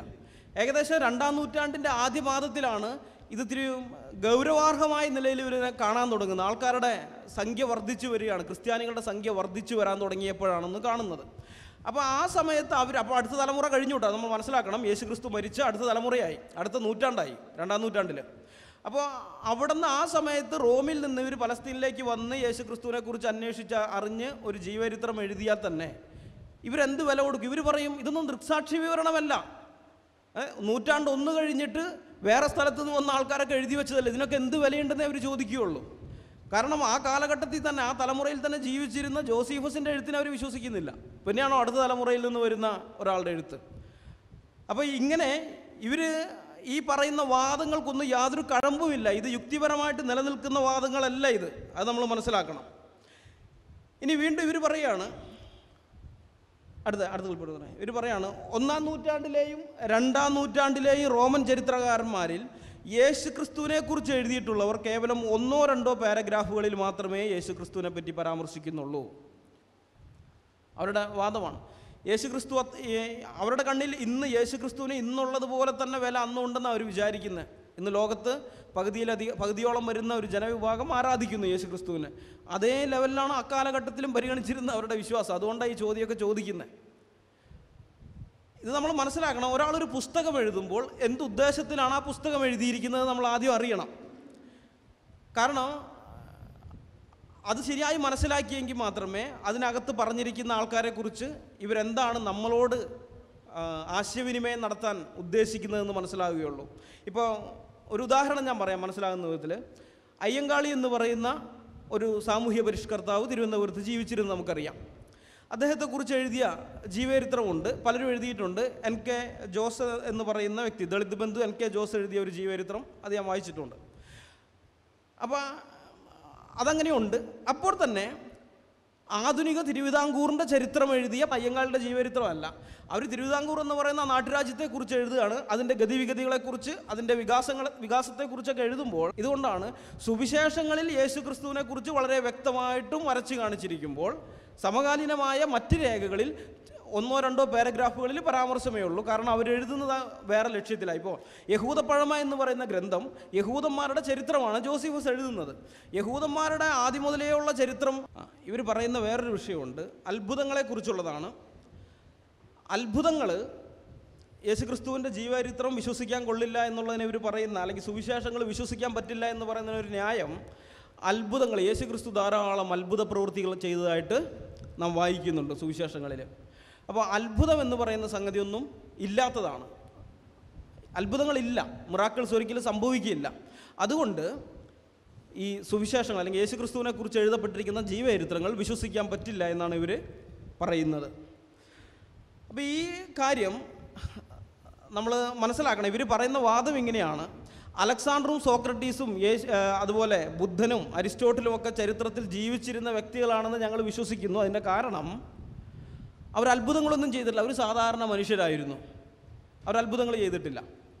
എന്നാൽ യേശുക്രിസ്തുവിനെ കുറിച്ചുള്ളത് നോക്കിയാൽ അത്ഭുതങ്ങൾ ചെയ്തതായിട്ടല്ലേ പറയുന്നത്, അതെങ്ങനെ വിശ്വസിക്കാൻ പറ്റുമെന്നാണ് ചോദ്യം. ഇവിടെ ഈ വാദത്തിൽ തന്നെ ഒരു പ്രശ്നമുണ്ട്. കാരണം ബുദ്ധൻ അത്ഭുതം ചെയ്തിട്ടില്ല എന്ന് പറയുന്നത് അബദ്ധമാണ്, നമ്മൾ നോക്കിയാൽ ബുദ്ധനെക്കുറിച്ച് പാലി ഭാഷയിൽ എഴുതപ്പെട്ട ദിഘനിഘായ എന്ന് പറയുന്നൊരു പുസ്തകമുണ്ട്. അടുത്ത ക്ലിപ്പ് നോക്കി പറ. ദിഘനിഘായ, അത് ദ ലോങ് ഡിസ്കോഴ്സസ് ഓഫ് ബുദ്ധ എന്ന പേരിൽ ഇംഗ്ലീഷിൽ അതിൻ്റെ പരിഭാഷയുണ്ട്. ആ പുസ്തകത്തിനകത്ത് പറയുന്ന ഒരു കാര്യമുണ്ട്. ബുദ്ധൻ്റെ ഒരു സംഭവം ഇങ്ങനെ രേഖപ്പെടുത്തിയിരിക്കുന്നത്, ബുദ്ധൻ്റെ അടുത്ത് ഒരാൾ വന്നിട്ട് ബുദ്ധൻ അത്ഭുതങ്ങളൊന്നും ചെയ്യുന്നില്ല എന്ന് പറയുകയാണ്. അപ്പോൾ അത് പറഞ്ഞപ്പോൾ ബുദ്ധൻ മറുപടിയായിട്ട് അയാളെ വിഡ്ഢി എന്ന് വിളിച്ചുകൊണ്ടാണ് സംസാരിക്കുന്നത്. ഞാൻ അത്ഭുതങ്ങളൊക്കെ ചെയ്തിട്ടുള്ള ആളാണെന്നും പറഞ്ഞുകൊണ്ട് ബുദ്ധൻ ശാസിക്കുകയാണ്. ബുദ്ധൻ അത്ഭുതങ്ങൾ ചെയ്തിട്ടില്ല എന്ന് പറയുന്നവരെ ബുദ്ധൻ വിഡ്ഢി എന്നാണ് വിളിക്കുന്നത്. ഇന്നത്തെ നിരീശ്വര മതക്കാരെല്ലാം പറയുന്നത് ബുദ്ധൻ അത്ഭുതങ്ങൾ ചെയ്തിട്ടില്ല എന്നാണ്. ബുദ്ധൻ്റെ വാക്കനുസരിച്ച് അവർ വിഡ്ഢികളാണെന്നാണ് അർത്ഥം. ഏതായാലും ബുദ്ധൻ അത്ഭുതം ചെയ്തിട്ടുണ്ടെന്നാണ് ആ കൃതിയിൽ പറയുന്നത്. അതൊക്കെ അവർക്ക് വിശ്വസിക്കാം. ബുദ്ധൻ അത്ഭുതങ്ങൾ ചെയ്തു എന്നൊക്കെ പറഞ്ഞത് അവർക്ക് വിശ്വസിക്കാം, അതിന് കുഴപ്പമൊന്നുമില്ല. ക്രിസ്തുവിൻ്റെ കാര്യം വരുമ്പോൾ മാത്രമേ അവർക്ക് പ്രശ്നമുള്ളൂ. എന്നാൽ ഈ അത്ഭുതങ്ങളെക്കുറിച്ച് നമുക്ക് നോക്കാം. സത്യം പറഞ്ഞാൽ അത്ഭുതത്തെക്കുറിച്ച് നമ്മൾ ശരിയായിട്ടൊന്നും പരിശോധിച്ച് കഴിഞ്ഞാൽ നമ്മളൊക്കെ അനുദിന ജീവിതത്തിൽ ധാരാളം അത്ഭുതങ്ങൾ ചെയ്യുന്ന ആൾക്കാരാണെന്ന് മനസ്സിലാക്കാനായിട്ട് സാധിക്കും. പക്ഷേ ഈ അത്ഭുതങ്ങൾക്കൊക്കെ ശാസ്ത്രീയമായ വിശദീകരണം ഉള്ളതുകൊണ്ട് ഇത് അത്ഭുതമായിട്ട് നമുക്ക് തോന്നുകയില്ല. അത്ഭുതം എന്ന് പറഞ്ഞാൽ പ്രകൃതിക്ക്, നമുക്കറിയാം പ്രകൃതിക്ക് ഒരു നിയമമുണ്ട്, പ്രകൃതിയുടെ ഒരു നിയമമുണ്ട്. ആ പ്രകൃതി നിയമത്തെ ലംഘിച്ചുകൊണ്ട് ആരെങ്കിലും, പ്രകൃതിയുടെ നിയമങ്ങളെ ആരെങ്കിലും അതിലംഘിച്ചുകൊണ്ട് എന്തെങ്കിലും പ്രവർത്തിച്ചാൽ നമുക്കത് അത്ഭുതമായിട്ട് തോന്നും. പ്രകൃതി നിയമങ്ങൾക്ക് വിധേയമായ വിധത്തിൽ ആരെന്ത് പ്രവർത്തിച്ചാലും നമുക്കതിൽ അത്ഭുതം തോന്നില്ല. അത് സാധാരണഗതിയിൽ നമ്മൾ കാണുന്നതാണ്. പക്ഷേ പ്രകൃതി നിയമത്തെ ഒരാൾ ലംഘിക്കുകയാണെങ്കിൽ നമുക്കത് അത്ഭുതമായിട്ട് തോന്നും. അത്ഭുതം എന്ന് പറയുന്നത് അതാണ്, പ്രകൃതി നിയമങ്ങളെ ലംഘിക്കുക എന്നുള്ളതാണ്. അപ്പോൾ ഇവർ പറയുന്നൊരു ഉദാഹരണം, യേശു ക്രിസ്തു വെള്ളത്തിൻ്റെ മുകളിൽ കൂടെ നടന്നു എന്ന് പറയുന്നില്ലേ? വെള്ളത്തിൻ്റെ മുകളിൽ കൂടെ നടക്കുക എന്ന് പറയുന്നത് ഗുരുത്വാകർഷണ നിയമത്തിൻ്റെ ലംഘനമല്ലേ? അത് സാധ്യമാണോ? ഒരു പ്രകൃതി നിയമത്തെ ലംഘിച്ചു എന്നാണ് അവർ പറയുന്നത്. അപ്പോൾ ഈ വാദത്തിന് എന്തെങ്കിലും കഴമ്പുണ്ടോ? ഗുരുത്വാകർഷണ നിയമത്തിൻ്റെ കാര്യം തന്നെ നമ്മളെടുക്കാം. ഗുരുത്വാകർഷണ നിയമം എന്ന് പറയുന്നത് ഭൂമി അതിൻ്റെ എല്ലാ വസ്തുക്കളെയും അതിൻ്റെ കേന്ദ്രത്തിലേക്ക് ആകർഷിക്കുന്നു എന്നുള്ളതാണ്. അതാണ് ഗുരുത്വാകർഷണ നിയമം. പക്ഷെ നമ്മൾ നോക്കിയാൽ ഒരു ലിഫ്റ്റിൽ കയറി ഒരു മനുഷ്യൻ മുകളിലേക്ക് പോവുകയാണെന്ന് വെച്ചു, അയാൾ എന്താ ചെയ്യുന്നത്? ഗുരുത്വാകർഷണ നിയമത്തെ അതിലംഘിച്ചുകൊണ്ടാണ് പുള്ളി പോകുന്നത്. ശരി, താഴോട്ടല്ലേ വരേണ്ടത്, താഴോട്ടല്ല, പുള്ളി മുകളിലേക്കാണ് പോകുന്നത്. അല്ലെങ്കിൽ വിമാനം പൊന്തുന്നത്, ശൂന്യാകാശത്തിലേക്ക് ആളുകൾ പോകുന്നത്, ഒരു പക്ഷി പറക്കുന്നത്, ഇതൊക്കെ ഗുരുത്വാകർഷണ നിയമത്തെ ലംഘിച്ചുകൊണ്ടാണ്. പക്ഷേ ഇതിന് നമുക്ക് ശാസ്ത്രീയ വിശദീകരണമുണ്ട്. ശാസ്ത്രീയ വിശദീകരണം ഉള്ളതുകൊണ്ട് നമുക്കിത് അത്ഭുതമായിട്ട് തോന്നുന്നില്ല. അതുപോലെ തന്നെ മറ്റൊരു വിധത്തിലുണ്ട്. ഇപ്പം മുകളിൽ നിന്നൊരു വസ്തു താഴേക്ക് ഇട്ട് കഴിഞ്ഞാൽ ഗുരുത്വാകർഷണ നിയമം അനുസരിച്ച് അത് താഴെ വീഴണം, അല്ലേ? ഭൂമിയിൽ അത് പതിക്കണം, അത് താഴെ വീഴണം. പക്ഷെ നമ്മളിടയിൽ കൈവച്ചതിനെ പിടിച്ചു കഴിഞ്ഞാൽ അത് താഴെ വീഴുന്നില്ല. അപ്പോൾ മറ്റൊരു വിധത്തിലും നമ്മളതിനെ ലംഘിക്കുകയാണ്, ആ നിയമത്തെ ലംഘിക്കുകയാണ്. അപ്പോൾ ഒരു യന്ത്രത്തിനോ അല്ലെങ്കിൽ ഒരു മനുഷ്യനോ ഒരു പക്ഷിക്കോ ആർക്ക് വേണമെങ്കിലും ലംഘിക്കാൻ പറ്റുന്നതാണ് ഗുരുത്വാകർഷണ നിയമം എന്ന് പറയുന്നത്. അങ്ങനെയാണെങ്കിൽ ആ നിയമം സ്ഥാപിച്ച സർവശക്തനായ ദൈവം തമ്പുരാൻ മനുഷ്യനായി ഭൂമിയിലേക്ക് വന്ന സമയത്ത് അവന് ഈ നിയമം ലംഘിക്കാൻ പറ്റില്ല എന്ന് പറഞ്ഞാൽ എന്ത് യുക്തിയാണ് ഉള്ളത്? എന്ത് യുക്തിയാണ് അതിനുള്ളത്? ഒരു യുക്തിയും ഇല്ല. അത്ഭുതങ്ങളൊക്കെ സംഭവമാണ്. ദൈവം തമ്പുരാൻ ഭൂമി, കാരണം അവനാണ് നിയമത്തെ സ്ഥാപിച്ചത്. ദൈവം ആ നിയമത്തിന് പുറത്താണ്. ദൈവം ഈ ഭൂമിയിൽ അവൻ എന്താണ്, പഞ്ചേന്ദ്രിയങ്ങൾ കൊണ്ടുണ്ടാക്കപ്പെട്ടവനല്ല. അവൻ ഇമ്മെറ്റീരിയലാണ്, അഭൗതിക വസ്തുവാണ്, ആത്മാവാണ്. അവൻ ഈ നിയമത്തിന് പുറത്താണ്. അവൻ ഈ നിയമത്തെ ലംഘിക്കാനായിട്ട് സാധിക്കും. അതൊരു വിഷയമുള്ള കാര്യമല്ല. ഇനി ഇവർ പറയുന്ന വേറെ ഒരു വാദം അത്ഭുതങ്ങളുടെ കാര്യത്തിൽ തന്നെ നമുക്കൊന്ന് നോക്കാനുള്ളതാണ്. ഇവർ പറഞ്ഞ ലോകത്തിലെ എല്ലാ മതഗ്രന്ഥങ്ങളിലും പലവിധമായ അത്ഭുതങ്ങൾ രേഖപ്പെടുത്തിയതായിട്ടൊക്കെ കാണുന്നുണ്ട്. അതുപോലെയുള്ളൂ, അതൊക്കെ കെട്ടുകഥകളാണ്. വായിക്കുമ്പോൾ തന്നെ അറിയാം അത് കെട്ടുകഥകളാണ്. ആ കെട്ടുകഥകൾ പോലെ തന്നെയേ ഉള്ളൂ ബൈബിളിൽ പറഞ്ഞിരിക്കുന്ന അത്ഭുതങ്ങളും. അതിന് യാതൊരു ആധികാരികതയും ഇല്ലെന്നാണ്. അത് ബൈബിളിനെക്കുറിച്ചുള്ള അവരുടെ അറിവില്ലായ്മയിൽ നിന്ന് അവർ പറയുന്നതാണ്. കാരണം സുവിശേഷങ്ങളിൽ രേഖപ്പെടുത്തപ്പെട്ടിരിക്കുന്ന അത്ഭുതങ്ങൾ ലോകത്തിലെ ഒരു മതഗ്രന്ഥങ്ങളിലും രേഖപ്പെടുത്തപ്പെട്ട അത്ഭുതങ്ങളോട് തുല്യമായിട്ടുള്ളതല്ല. അത് വ്യത്യസ്തമാണ്, അത് വളരെ വ്യത്യസ്തമാണ്. അങ്ങനെ ഈ ഒരു ന്യായം പറഞ്ഞത് തള്ളിക്കളയാൻ പറ്റുന്നതല്ല. കാരണം ഒന്നാമത്തെ കാരണം എന്ന് പറയുന്നത്, ഈ അത്ഭുത സംഭവങ്ങളിൽ ഉൾപ്പെട്ടിട്ടുള്ള മനുഷ്യർ അവർ ജീവനോടിരിക്കുന്ന സമയത്ത്, ഈ അത്ഭുതങ്ങൾ ചെയ്ത യേശുക്രിസ്തുവിൻ്റെ അത്ഭുതങ്ങളുടെ നന്മ അനുഭവിച്ച മനുഷ്യർ ജീവനോടെ ഇരിക്കുന്ന സമയത്താണ് ഇത് എഴുതി പ്രസിദ്ധീകരിക്കുന്നത്. ഇവർ പ്രസംഗിച്ചുകൊണ്ട് നടന്നു കുറേ നാൾ, പിന്നീടാണ് എഴുതുന്നത്. അപ്പോൾ എന്തെങ്കിലും തരത്തിലുള്ള കള്ളത്തരം ഇവർ എഴുതിയിരുന്നെങ്കിൽ എന്ത് ചെയ്യുമായിരുന്നു? ചോദ്യം ചെയ്യപ്പെടുമായിരുന്നു. ആ കാലഘട്ടത്തിൽ തന്നെ അതിനെതിരെ പുസ്തകങ്ങൾ വരും. കാരണം യേശു ക്രിസ്തു എന്ന് പറയുന്ന ആളെ ഞങ്ങളും കണ്ടിട്ടുണ്ട്. ഞങ്ങളുടെ കാലഘട്ടത്തിലല്ലേ അദ്ദേഹം ജീവിച്ചിരുന്നത്, മരിച്ചിട്ട് അധികം കാലമൊന്നും ആയില്ലല്ലോ. നിങ്ങൾ ഈ പറഞ്ഞ വിധത്തിലുള്ള കാര്യങ്ങളൊന്നും അദ്ദേഹം ചെയ്തിട്ടില്ല എന്ന് പറഞ്ഞ് 100 കണക്കിന് പുസ്തകങ്ങൾ വരുമായിരുന്നു. പക്ഷെ ഒരു പുസ്തകം പോലും അങ്ങനെ വന്നിട്ടില്ല. യേശുക്രിസ്തുവിൻ്റെ ഈ അമാനുഷിക പ്രവൃത്തികൾക്കെതിരായി 1-ാം നൂറ്റാണ്ടിലോ 2-ാം നൂറ്റാണ്ടിലോ യാതൊരു പുസ്തകവും ഉണ്ടായിട്ടില്ല. 3-ാം നൂറ്റാണ്ടിലാണ് ചിലർ ഇങ്ങനെയുള്ള കാര്യങ്ങൾക്കെതിരായിട്ട് വാദവുമായിട്ട് വരുന്നത്. അപ്പോൾ ഒന്നാമത്തെ കാരണം അത് ദൃക്സാക്ഷികൾ ജീവനോടെ ഇരിക്കുന്ന സമയത്ത് തന്നെ എഴുതപ്പെട്ടതാണ്. മതഗ്രന്ഥങ്ങളിലെ കാര്യങ്ങൾ അങ്ങനെയൊന്നുമല്ല. അതൊരു ഐതിഹ്യമാണെന്ന് ആ മതത്തിൽ വിശ്വസിക്കുന്ന ആൾക്കാർ തന്നെ പറയും. ഇത് മിത്താണ്, ചരിത്രമല്ല എന്ന് അവർ തന്നെ സമ്മതിക്കും. രണ്ടാമത്തെ കാരണം, മതഗ്രന്ഥങ്ങളിലെ അത്ഭുതങ്ങളെന്ന് പറയുന്നത് അവരൊരു അമാനുഷികമായ ലോകത്ത് നടക്കുന്ന സാധാരണ സംഭവങ്ങൾ എന്നുള്ള നിലയിലാണ് മതഗ്രന്ഥങ്ങളിൽ അത് അത്ഭുതങ്ങൾ വരുന്നത്. അമാനുഷികമായ ലോകത്ത് സാധാരണ സംഭവങ്ങൾ എന്നുള്ള നിലയിൽ നടക്കുകയാണ്. ഉദാഹരണം പറയുകയാണെങ്കിൽ മഹാഭാരതം, അത് നമുക്കെടുക്കാം. അതിലെ കഥ നടക്കുന്ന ആ ലോകം, അതിലെ പ്രമുഖ കഥാപാത്രങ്ങൾ അതെല്ലാം അമാനുഷികരാണ്, സാധാരണ ലോകമല്ല അത്. ഇപ്പോൾ പാണ്ഡവരുടെ കാര്യം എടുത്താൽ, ദേവന്മാർ ഭൂമിയിലേക്ക് വന്ന് മനുഷ്യ സ്ത്രീകളുമായിട്ട് ബന്ധപ്പെട്ടിട്ടുണ്ടായതാണ് പാണ്ഡവരെന്ന്. കൗരവരുടെ കാര്യം എടുക്കുകയാണെങ്കിലോ, ഗാന്ധാരി പ്രസവിച്ചു കഴിഞ്ഞപ്പോൾ മാംസപിണ്ഡമാണ്. ഈ മാംസപിണ്ഡത്തിനെ മുറിച്ച് 101 കഷ്ണമായിട്ട് കിട്ടി, അതിനെ ഓരോ ഭരണിയിലിട്ട് വെച്ചു. പിന്നീട് അതിൽ നിന്ന് ഓരോ കുഞ്ഞുങ്ങളുണ്ടായി വന്നു. അതായത് കഥാപാത്രങ്ങളൊക്കെ അമാനുഷികരാണ്, സാധാരണക്കാരല്ല. ഇനി ദ്രോണാചാര്യർ, അദ്ദേഹത്തിൻ്റെ കാര്യമാണെങ്കിൽ ഭരദ്വാജ മഹർഷിയാണ് അദ്ദേഹത്തിൻ്റെ പിതാവ്. ഈ ഭരദ്വാജ മഹർഷി ഒരിക്കൽ കുളിക്കാൻ പോയ സമയത്ത് ഒരു അപ്സര സ്ത്രീയെ കണ്ടു. അദ്ദേഹത്തിന് ഇന്ദ്രിയസ്ഖലനം ഉണ്ടായി. ആ ഇന്ദ്രിയം അദ്ദേഹം ഒരു കുടത്തിൽ സൂക്ഷിച്ചു വെച്ചു. അതിൽ നിന്നാണ് പിന്നീട്, കുടം എന്ന് പറഞ്ഞാൽ അതിൻ്റെ സംസ്കൃതമാണ് ദ്രോണം, ദ്രോണത്തിൻ്റെ മലയാളമാണ് കുടം. അപ്പോൾ ആ ദ്രോണത്തിൽ നിന്ന് ജനിച്ചതുകൊണ്ട് അദ്ദേഹത്തെ ദ്രോണരെന്ന് വിളിക്കുന്നു. ഇനി ദ്രൗപദി, ദൃഷ്ടിദ്യുമ്ന, ശിഖണ്ഡി, ഈ 3 പേര് സഹോദരന്മാരാണ്. അത് ഈ ദ്രോണരോടുള്ള പക കാരണം പാഞ്ചാല രാജാവായ ദ്രുപദൻ എന്ന് പറയുന്ന വ്യക്തി ഒരു 18 മാസം നീണ്ടു നിൽക്കുന്നൊരു ഹോമമൊക്കെ നടത്തി. ആ ഹോമകുണ്ടത്തിൽ നിന്ന് അവസാനം തീയിൽ നിന്ന് വന്നവരാണ് ദ്രൗപദിയും ദൃഷ്ടിദ്യുമ്നനും ശിഖണ്ഡിയും. അപ്പോൾ ഇങ്ങനെ അമാനുഷികമായ ഒരു ലോകത്തെ, അതിനകത്തുള്ള ആളുകളെല്ലാം അമാനുഷികരാണ്, എല്ലാമല്ലെങ്കിൽ ഏറ്റവും പ്രമുഖരായ ആളുകളൊക്കെ അമാനുഷികരാണ്. അങ്ങനെ അമാനുഷികരായ ആൾക്കാർ ചെയ്യുന്ന സാധാരണ സംഭവം എന്നുള്ള നിലയിലാണ് അതിലൊക്കെ അത്ഭുതങ്ങൾ കാണുന്നത്. അത് നിങ്ങൾ ഗ്രീക്ക് മിത്തോളജി എടുത്താലും ഇതൊക്കെ തന്നെ കാണാം. ഹെർക്കുലീസ് പോലെയുള്ള ആൾക്കാരൊക്കെ അമാനുഷികരാണ്. അപ്പോൾ അവിടെ നടക്കുന്ന സാധാരണ സംഭവമാണ്. അതുകൊണ്ട് തന്നെ ആൾക്കാർക്കൊരു അത്ഭുതമൊന്നുമില്ല, ആശ്ചര്യമൊന്നുമില്ല. ഇതൊക്കെ ഒരു സാധാരണ സംഭവം എന്നുള്ള നിലയിൽ എല്ലാവരും വിടുകയാണ്. എന്നാൽ സുവിശേഷങ്ങളിൽ അങ്ങനെയുള്ളൊരു കഥയല്ല അവിടെ രേഖപ്പെടുത്തിയിരിക്കുന്നത്. അതിലുള്ളത് പ്രകൃതി നിയമങ്ങൾക്ക് വിധേയമായ സാധാരണ മനുഷ്യരാണ്. അതിനകത്ത് സുവിശേഷങ്ങൾ നമ്മൾ നോക്കിയാൽ അതിനകത്തുള്ളത് പ്രകൃതി നിയമങ്ങൾക്ക് വിധേയപ്പെട്ട് ജീവിക്കുന്ന സാധാരണ മനുഷ്യരാണ് എല്ലാവരും. അതുകൊണ്ട് തന്നെ പ്രകൃതി നിയമത്തിന് അതീതമായ ചില കാര്യങ്ങളെക്കുറിച്ച് പറയുമ്പോൾ അവർ ആശ്ചര്യപ്പെടുക. യേശുക്രിസ്തുവിൻ്റെ പല പ്രവൃത്തികളും കാണുമ്പോൾ നാം വായിക്കുന്നുണ്ട്, ജനം വിസ്മയിച്ചു, അവർ ആശ്ചര്യപ്പെട്ടു. അപ്പോൾ യഥാർത്ഥ ലോകത്ത് നടക്കുന്ന സൂപ്പർ നാച്ചുറലായ സംഭവമാണ് സുവിശേഷത്തിൽ വിവരിക്കുന്നത്. അതുകൊണ്ടാണ് ഈ മറിയയോട് വന്നിട്ട് ദൂതൻ പറയുന്നുണ്ട്, നീ കന്യകയായിരിക്കുന്ന മറിയയോട് പറയാണ്, നീ ഒരു മകനെ പ്രസവിക്കുമെന്ന്. മറിയയുടെ മറുപടി എന്താണ് അവിടെ വായിക്കുന്നത്? ഞാൻ പുരുഷനെ അറിയായികയാൽ ഇതെങ്ങനെ സംഭവിക്കുമെന്നാണ്. കാരണം മറിയ സാധാരണ പ്രകൃതി നിയമങ്ങൾക്ക് വിധേയമായ ഒരു ലോകത്ത് ജീവിക്കുന്നവളാണ്. അവളുടെ ചുറ്റുപാടുമുള്ളവരെല്ലാവരും അങ്ങനെയുള്ളവരാണ്. ഇന്ന് വരെ ഒരു പുരുഷനെ അറിയാത്തൊരു സ്ത്രീ പ്രസവിച്ചതായിട്ട് അവൾ കേട്ടിട്ടില്ല. അതുകൊണ്ട് ചോദിക്കുകയാണത്. ഇനി ബാക്കിയുള്ളിടത്തൊക്കെ നമ്മൾ കാണുന്നുണ്ട്, യേശുക്രിസ്തുവിൻ്റെ അത്ഭുത പ്രവൃത്തികളിലൊക്കെ ജനം അത്ഭുതപ്പെടും, ഇവന് ഈ വീര്യപ്രവൃത്തികളൊക്കെ എവിടെ നിന്ന് കിട്ടി, ഇവൻ തച്ചൻ്റെ മകനല്ലേ എന്നാണ്. അപ്പോൾ സാധാരണ ലോകത്ത് നടക്കുന്ന അസാധാരണ സംഭവമായിട്ട്, എന്ന് വെച്ചാൽ പ്രകൃതി നിയമങ്ങളെ അംഗീകരിച്ചുകൊണ്ട് തന്നെ, ബൈബിൾ അതാ ചെയ്യുന്നത്, പ്രകൃതി നിയമങ്ങളെ അംഗീകരിച്ചുകൊണ്ട് തന്നെ ആ പ്രകൃതി നിയമങ്ങൾക്ക് അതീതമായ ചില കാര്യങ്ങൾ യേശുക്രിസ്തു ചെയ്തു എന്നാണ് ബൈബിൾ പറയുന്നത്. അതല്ലാതെ അമാനുഷികമായ ലോകത്ത്, കെട്ടുകഥകൾ എന്ന് നമുക്ക് പറഞ്ഞ് തള്ളിക്കളയാൻ പറ്റുന്ന വിധത്തിൽ അമാനുഷികമായ ലോകത്ത് അമാനുഷികമായ ആൾക്കാർ ചെയ്യുന്ന സാധാരണ പ്രവൃത്തിയായിട്ടല്ല ബൈബിളിലെ സുവിശേഷ അത്ഭുതങ്ങൾ രേഖപ്പെടുത്തപ്പെട്ടിരിക്കുന്നത്. ഇനി മൂന്നാമത്തെ കാരണം, അത്ഭുതങ്ങൾക്ക് വേണ്ടിയുള്ള അത്ഭുതമല്ല ബൈബിളിൽ രേഖപ്പെടുത്തിയിരിക്കുന്നത്. പ്രത്യേകം ശ്രദ്ധിക്കണം. അത്ഭുതങ്ങൾക്ക് വേണ്ടിയുള്ള അത്ഭുതമല്ല, മനുഷ്യർക്ക് എന്തെങ്കിലും ഒരു ആവശ്യം വന്നപ്പോൾ അത് നിർവഹിച്ചു കൊടുക്കുന്നതായിട്ട്. ഇപ്പോൾ ഉദാഹരണം പറയുകയാണെങ്കിൽ, ഈ മറ്റ് മതഗ്രന്ഥങ്ങളൊക്കെ നമ്മൾ നോക്കിയാൽ അതിലെ ദേവീദേവന്മാരുടെ ശക്തി കാണിക്കാൻ വേണ്ടിയാണ് അവിടെ പലപ്പോഴും അത്ഭുതങ്ങൾ നടക്കുന്നത്. ഇപ്പോൾ നമ്മൾ ഇസ്ലാമിക ഗ്രന്ഥത്തിലേക്ക് പോയാൽ അവിടെ ഹദീസുകളും ഖുറാനും ഒക്കെ നമ്മൾ പരിശോധിച്ചാൽ കാണുന്നൊരു സംഭവമുണ്ട്.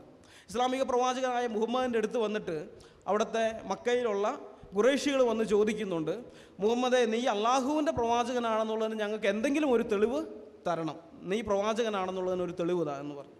ഈ കാര്യം സൂറ 54:1 പറയുന്നുണ്ട്. അപ്പോൾ അദ്ദേഹം എന്ത് ചെയ്യുന്നറിയാം, മുഹമ്മദ് എന്ത് ചെയ്തെന്നറിയാമോ? അദ്ദേഹം പൂർണ്ണചന്ദ്രനുള്ള ദിവസമായിരുന്നു, അദ്ദേഹം ചന്ദ്രനെ പിളർത്തിയത്രേ. ചന്ദ്രൻ 2 കഷ്ണമായി പോയി എന്നാണ് ഹദീസിൽ രേഖപ്പെടുത്തി വെച്ചിരിക്കുന്നത്.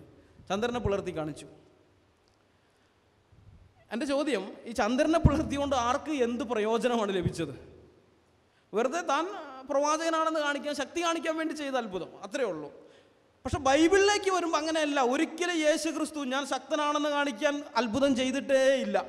നമ്മൾ മത്തായി 12:38 അവിടെ വായിക്കുന്നുണ്ട്. ചിലർ വന്നിട്ട് യേശു ക്രിസ്തുവിനോട് ചോദിക്കുന്നുണ്ട്, ഗുരു നീ ഒരു അടയാളം ചെയ്ത് കാണാൻ ഞങ്ങൾ ആഗ്രഹിക്കുന്നു. എന്ന് വെച്ചാൽ നീ ദൈവത്തിൻ്റെ അടുക്കൽ നിന്ന് വന്നിട്ടുള്ളവനാണ് തെളിയിക്കാൻ വേണ്ടി നീ ഒരു അത്ഭുതം ചെയ്യ്, ഞങ്ങളൊന്ന് കാണട്ടെ എന്ന് പറഞ്ഞു വന്നപ്പോൾ യേശു ക്രിസ്തു ചെയ്തില്ല. കർത്താവ് എന്താ പറഞ്ഞ്, ദോഷവും വ്യഭിചാരവുമുള്ള തലമുറ അടയാളം തിരയുന്നു എന്ന് പറഞ്ഞ് അവരെ ഒഴിവാക്കി വിടുക. എന്നിട്ട് പറഞ്ഞ് യോനാ പ്രവാചകൻ്റെ അടയാളമല്ലാതെ വേറെ അടയാളം ഉണ്ടാവില്ല എന്ന് പറഞ്ഞു. എന്നാൽ അതേ യേശു ക്രിസ്തുവിന് മുമ്പാകെ കുഷ്ഠരോഗികളായ ആൾക്കാർ വന്നപ്പോൾ അവൻ കുഷ്ഠരോഗം മാറ്റിക്കൊടുത്തു. മരിച്ചവരുടെ ശവമഞ്ചം കണ്ടപ്പോൾ മരിച്ചവരെ എഴുന്നേൽപ്പിച്ചു. കുരുടരും മുടന്തരും ഊമരുമൊക്കെ വന്നപ്പോൾ, ബധിരരുമൊക്കെ വന്നപ്പോൾ അവർക്ക് സൗഖ്യം കൊടുത്തു. ഇതൊക്കെ ചെയ്തു. അപ്പോൾ ബൈബിളിലെ അത്ഭുതങ്ങളെന്ന് പറയുന്നത് മനുഷ്യന് ആവശ്യമുള്ളത് കൊണ്ട് ദൈവം പ്രകൃതി നിയമങ്ങൾക്ക് അതീതമായി ചെയ്തു കൊടുത്തതായിട്ടാണ് നാം കാണുന്നത്. അല്ലാതെ തൻ്റെ ശക്തി വെളിപ്പെടുത്താൻ വേണ്ടി ചെയ്തതായിട്ട് അല്ല. അതുകൊണ്ട് തന്നെ ഇതൊക്കെ കെട്ടുകഥ എന്ന് പറഞ്ഞ് അങ്ങ് തള്ളിക്കളയാൻ പറ്റുകയില്ല. ഇത് ചരിത്ര വസ്തുതകളാണ്, ചരിത്രപരമായിട്ട് ഇത് നിലനിൽക്കുന്നതാണ്. ഇനി ഇവർ പറയുന്ന വേറെ ഒരു ചോദ്യമുണ്ട്, അതും കൂടി പറഞ്ഞ് ഞാൻ എൻ്റെ പേപ്പർ അവതരണം അവസാനിപ്പിക്കുകയാണ്. അവർ പറയുന്നത്, മനുഷ്യന് വിശ്വസിക്കാനോ അംഗീകരിക്കാനോ കഴിയാത്ത കാര്യങ്ങൾ ആരെങ്കിലും പണ്ട് എഴുതി വെച്ചെന്ന് പറഞ്ഞ് അതിനെ ചരിത്രരേഖയായി കണക്കാക്കാൻ ചിന്താശേഷിയുള്ളവർക്ക് പറ്റുമോ എന്നാണ് ചോദ്യം. ഇതൊക്കെ ഫേസ്ബുക്കിൽ ഞങ്ങൾ നേരിട്ട ചോദ്യങ്ങളാണ് ചർച്ച ചെയ്യുന്ന സമയത്ത്. ഈ അത്ഭുതങ്ങളും ഇതൊക്കെ എങ്ങനെ ഒരു ചിന്താശേഷിയുള്ള മനുഷ്യന് എങ്ങനെ ഇത് വിശ്വസിക്കാനും അംഗീകരിക്കാനും പറ്റുന്നതെന്നാണ് ചോദ്യം. ഇതൊന്നും ചരിത്രരേഖയല്ല, ഇതെല്ലാം മിത്തുകളാണെന്ന് പറഞ്ഞാണ് അവർ വരുന്നത്.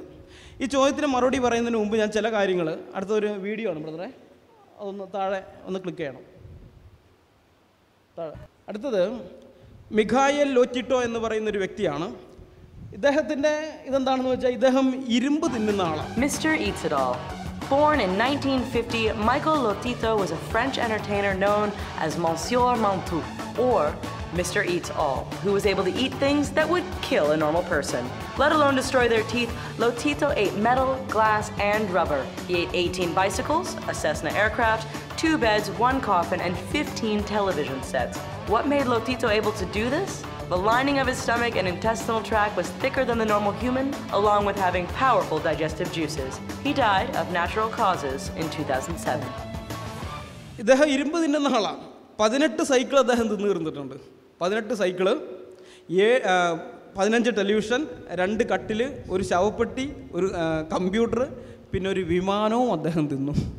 അതൊക്കെ വർഷങ്ങളെടുത്തു, പക്ഷെ തിന്നതാ. ഇതുപോലത്തെ വേറെ ഉണ്ട്. ഇനി ഇത് ചില്ല് തിന്നുന്ന നമ്മുടെ ഇന്ത്യക്കാരനാണ്, കൃഷ്ണ സൂര്യവംശി എന്നാണ് പേര്. അദ്ദേഹം കുപ്പിയും ഗ്ലാസ്സും ഒക്കെ തിന്നും, ചില്ലുകൾ തിന്നുന്ന ആളാണ്.